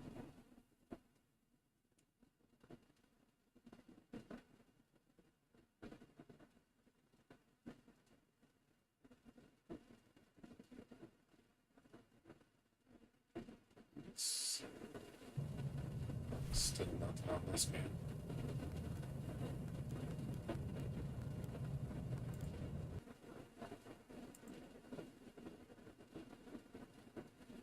Still nothing. Boo.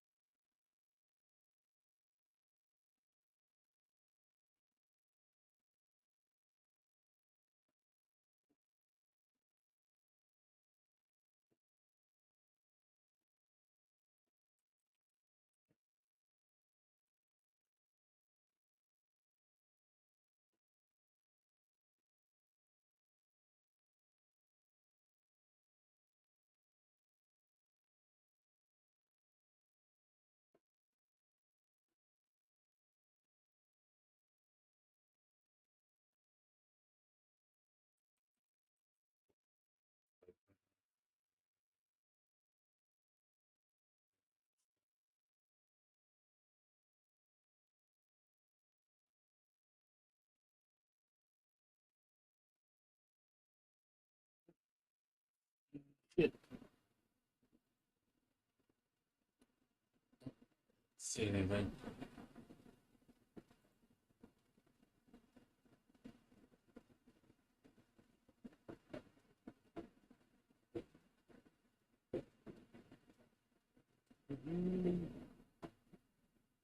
Hasn't been a new stash already, I think.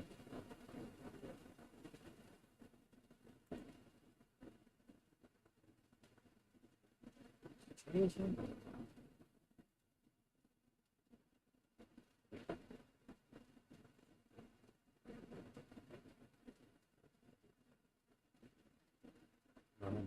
Did it?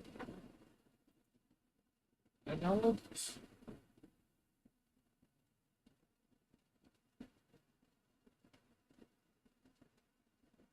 I don't remember this. I don't remember this.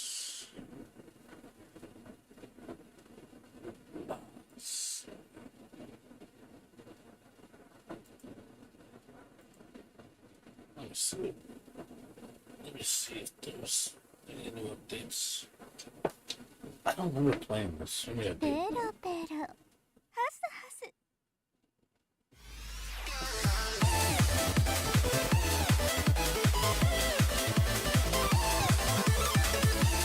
I don't remember this title.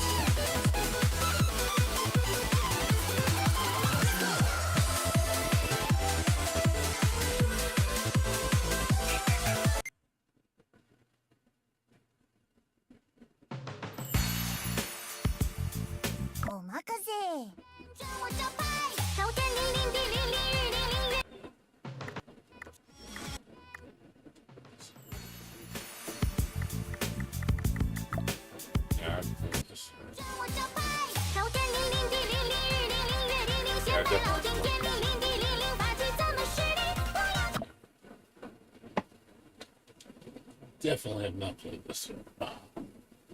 Music. Ready? Go!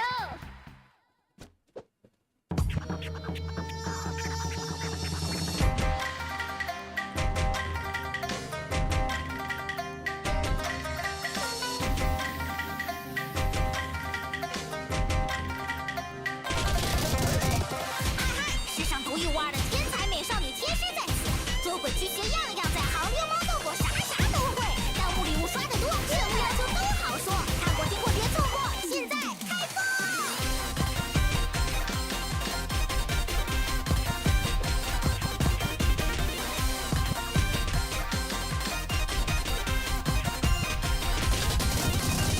都看好捉鬼妙招，这水平别处不好找，花花扭腰凶相几招，力道运势就到。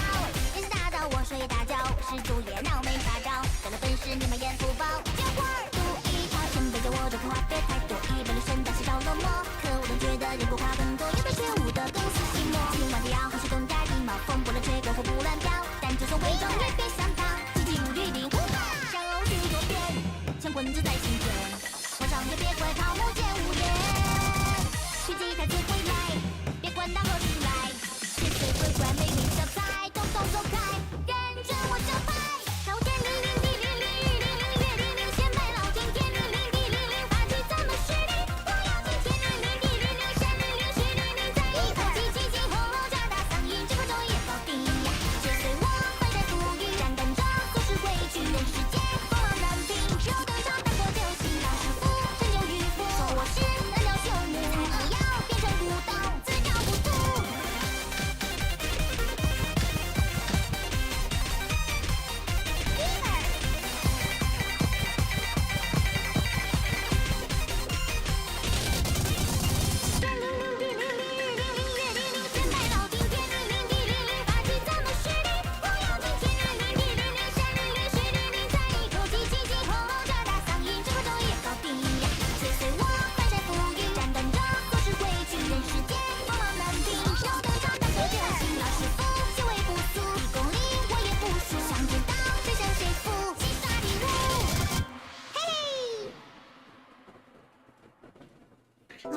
ようやく静かになったね。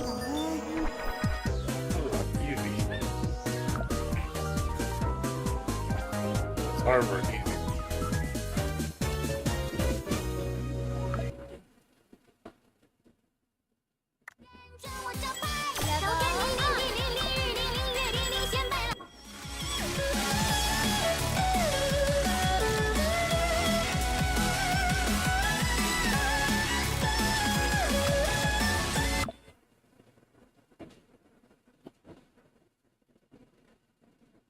Music. Ready?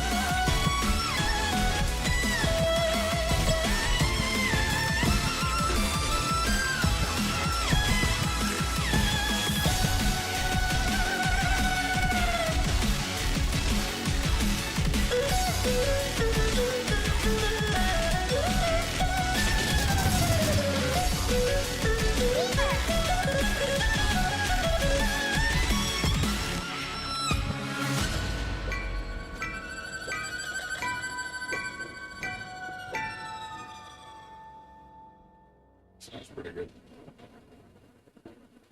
はあ、ようやく静かになったね。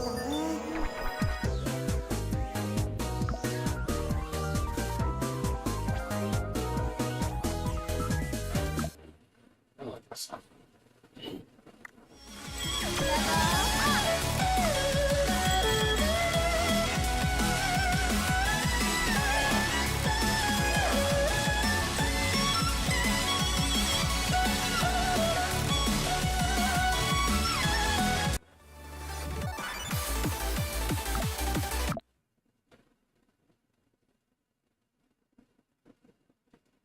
Music. Ready? Go!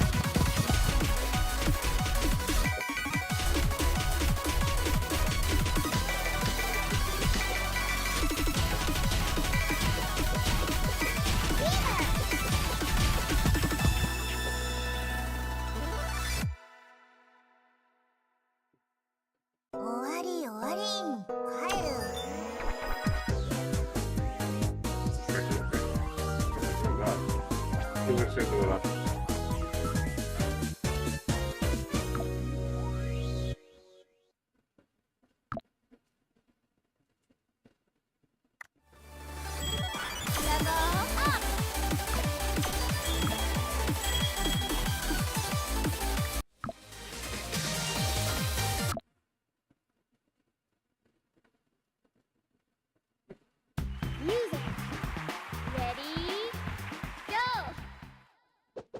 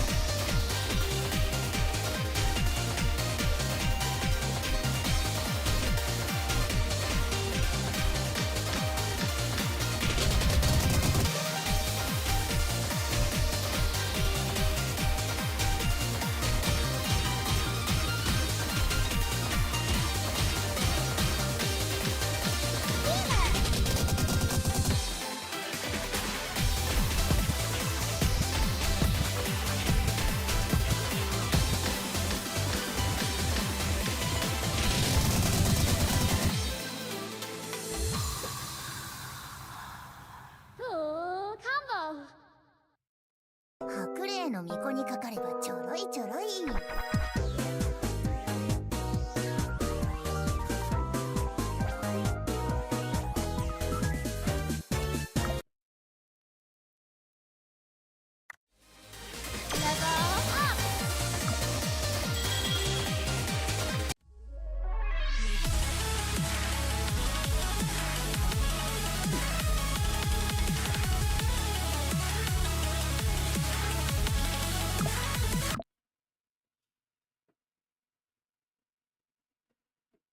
Music. Ready? Go!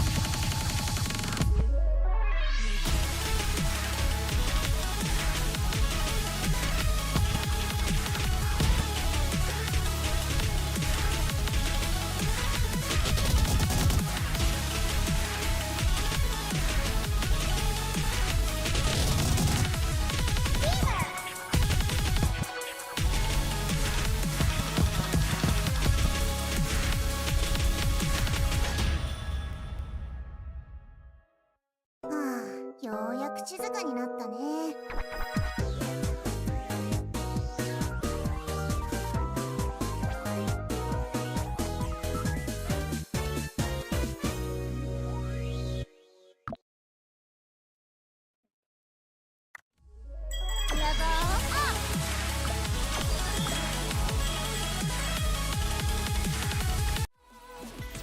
就一个回忆敲开的门，你做的面孔有点陌生，想过的混乱。Music. Ready? Go!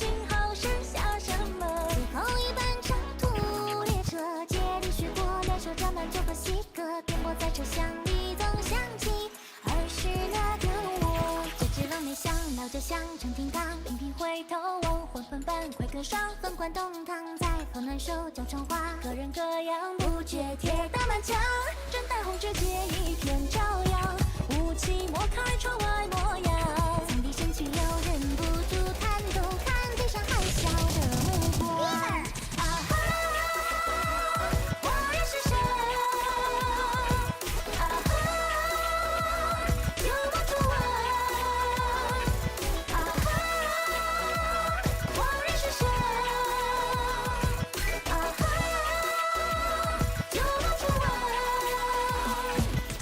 久违的回忆敲开了门，邻座的面孔有点陌生，想过的红楼名字叫阿春，满分对上暗号手足无措，忘了有话想说话想人，固执不能错过，错过的一下就是缘分，择日或终日，我们向前过旅途的帆门。这段久违的回忆敲开了门，对视的面孔不曾陌生，满腔结枝花，推进红妆粉纷纷，对不起的人在沸腾，还是那年我们俩真的美梦不愿错过，共享的故事始终完整，此时如彼时，结香如约的香气伴终生。come on。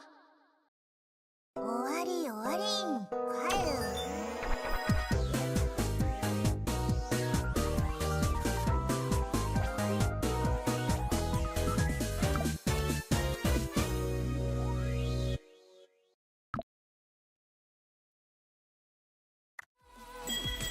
久违的回忆敲开。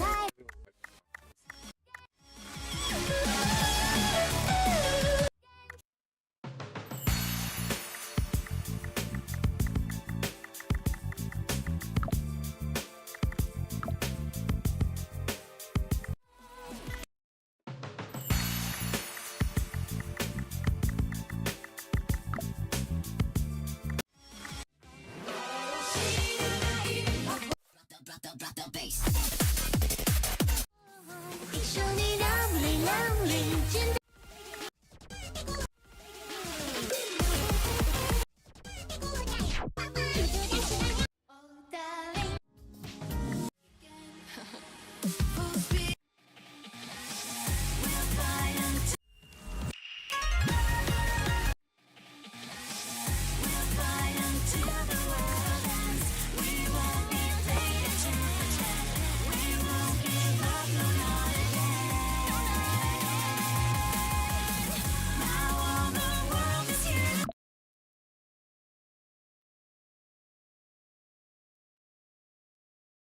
Music. Ready? Go!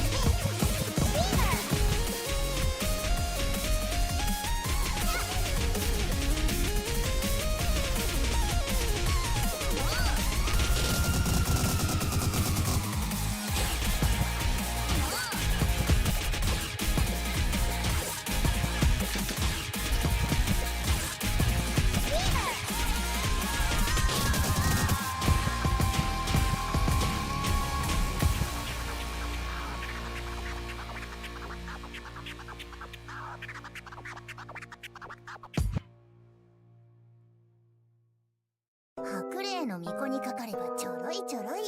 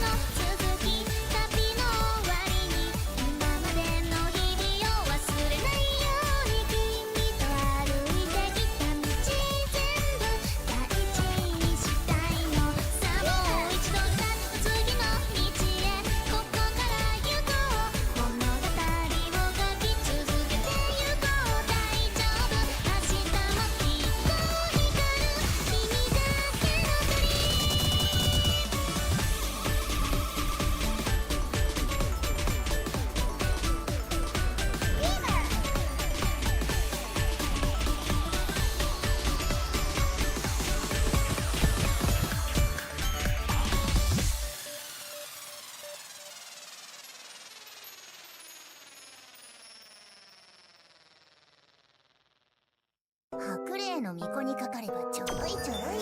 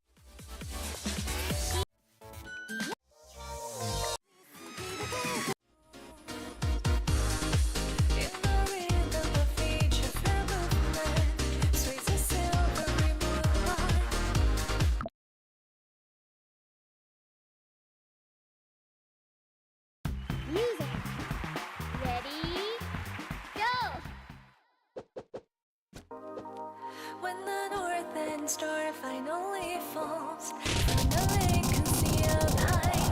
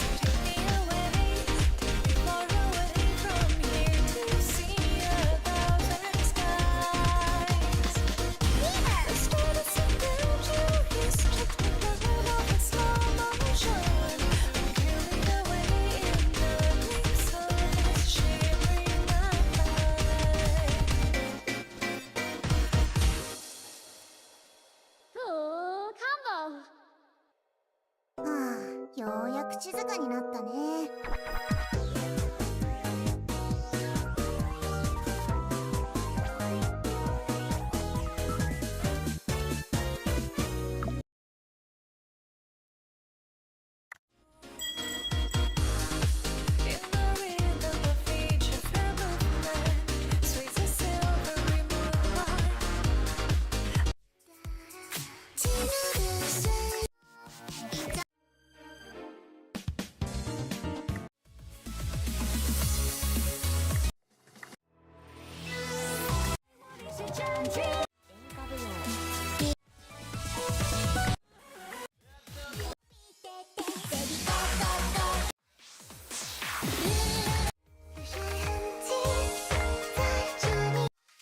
纵然在我的小小星球，无数风景，只是看过你如菊花好。Music, ready, go。纵然在这个广阔宇宙，无数绚烂，只是路过你如泼墨点点，渗透进人物眼眸。空白的心，那么甜宠，怎么形容这感受？也许未找到了出口。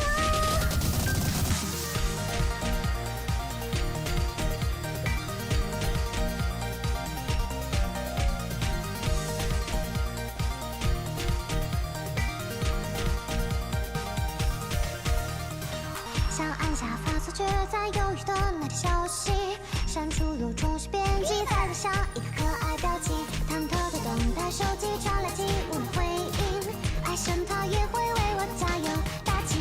关于我喜欢你的这道问题，有没有答案可以来参考分析？精心准备了约会秘籍，提前在模拟前多次演习，明天就要来临。纵然在我的想象星球无数风景，只是看过你如飓风，毫无防备卷起漩涡，天际的气流了波动，一步一步为你坠落。曾经我自在漂流，无目的的走。纵然在这广阔宇宙无数绚烂，只是路过你如唾沫点点渗透进入我眼眸。丰满的心那么甜中，怎么形容这感受？也许会找到了出口。纵然在我的想象星球无数风景，只是看过你如飓风，毫无防备卷起漩涡，边界的气流了波动，一步一步为你坠落。曾经我自在漂流，无目的的走。纵然在这广阔宇宙无数绚烂，只是路过你如唾沫点点渗透进任何眼眸。丰满的心那么甜中，怎么形容这感受？也许会找到了出口。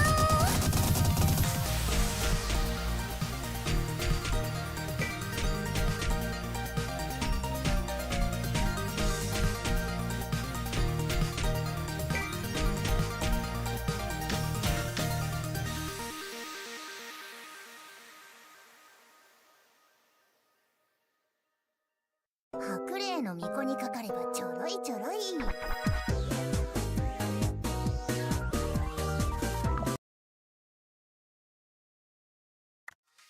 纵然在我的想象星球无数风景，只是看过你如飓风，毫无防备卷起漩涡，天际的气流了波动，一步一步为你坠落。曾经我自在漂流，无目的的走。纵然接着千枝美妆，不是喝醉开心，是在侧的那边不自觉。上代码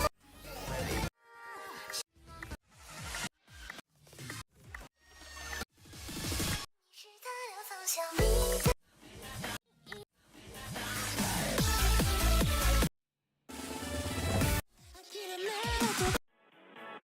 自信空虚了你个爱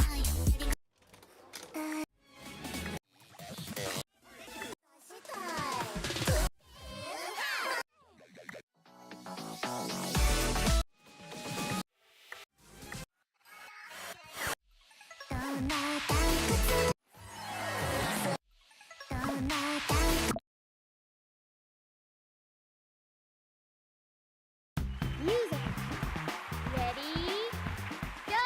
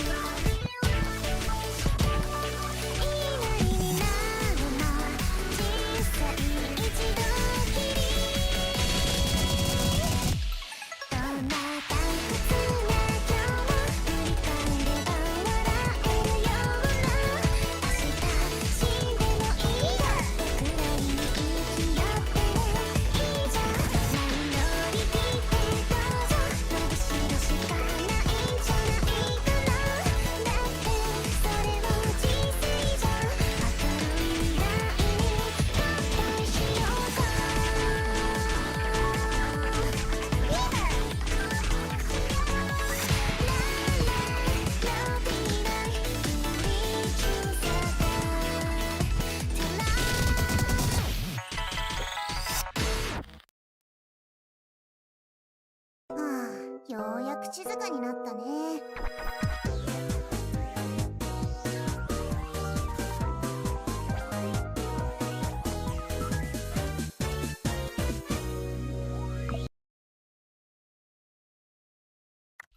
どんな退屈な今日も振り返れば笑えるような明日死んでもいいよってくらいに生きよってるいいじゃんマイノリティってどうぞ伸びしろしかないんじゃないかなだってそれをそうさんって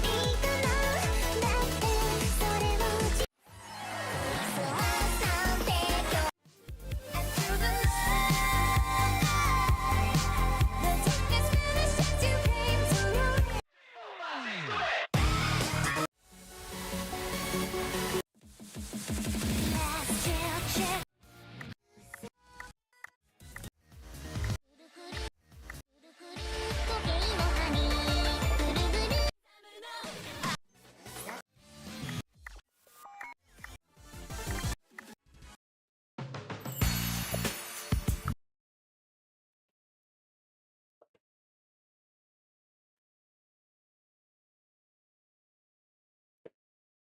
Get to play the new song. Only one good song out of that mix.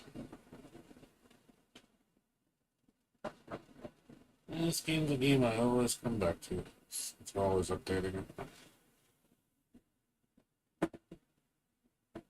If they do another Toho collaboration. Yeah, they already have 2 of them. I'd like another one.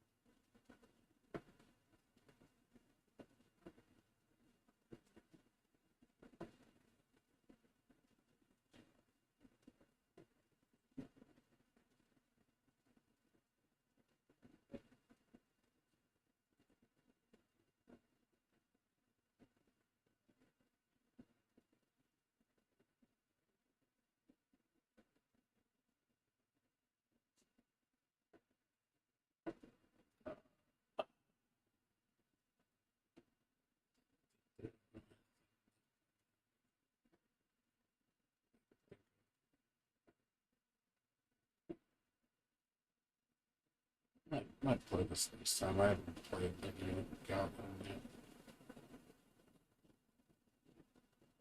Got this for $2. Try it out. Dude, games are lewd.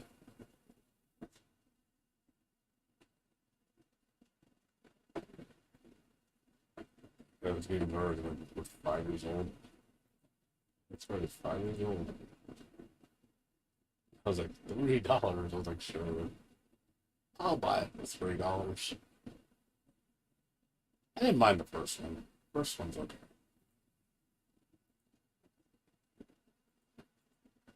It's nothing like amazing. It's basically Time Crisis with waifus.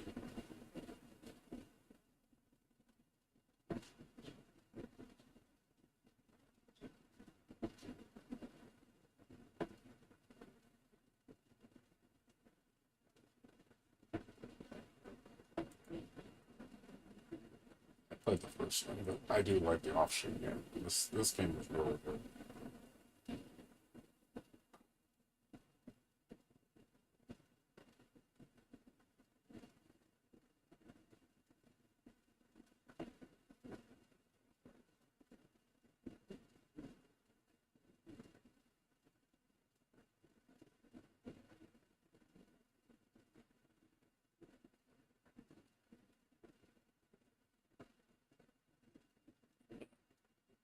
Anyways, guys, I'm gonna go to sleep. Well, I'm gonna go chill for a little bit and go sleep. It's already 3 o'clock. I gotta get up at 5 o'clock, so I gotta make some phone calls when I get up to that. But thanks for watching.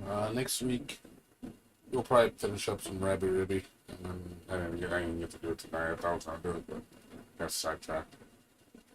I do Rabi Ribi, and then the following week we'll do the Toho game. The Toho Lost World, or whatever it's called.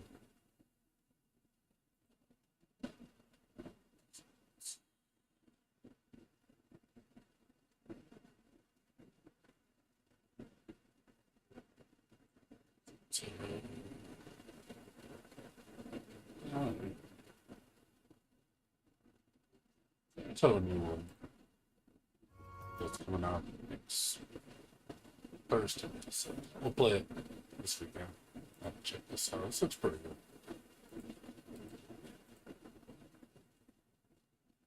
So that looks like a step up from the last game. A significant step up.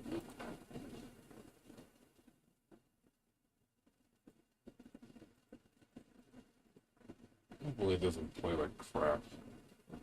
Because the last game, like, the controls feel so, like, slippery.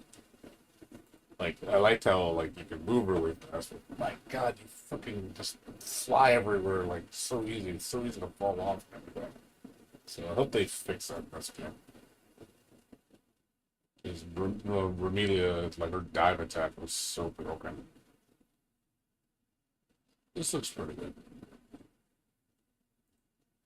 More interesting.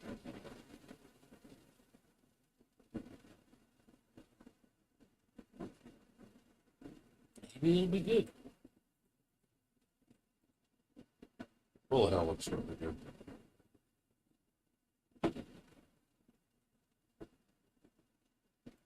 So we will see. But, anywho, I'll see you guys later. You guys take care. Have a good night. Peace out.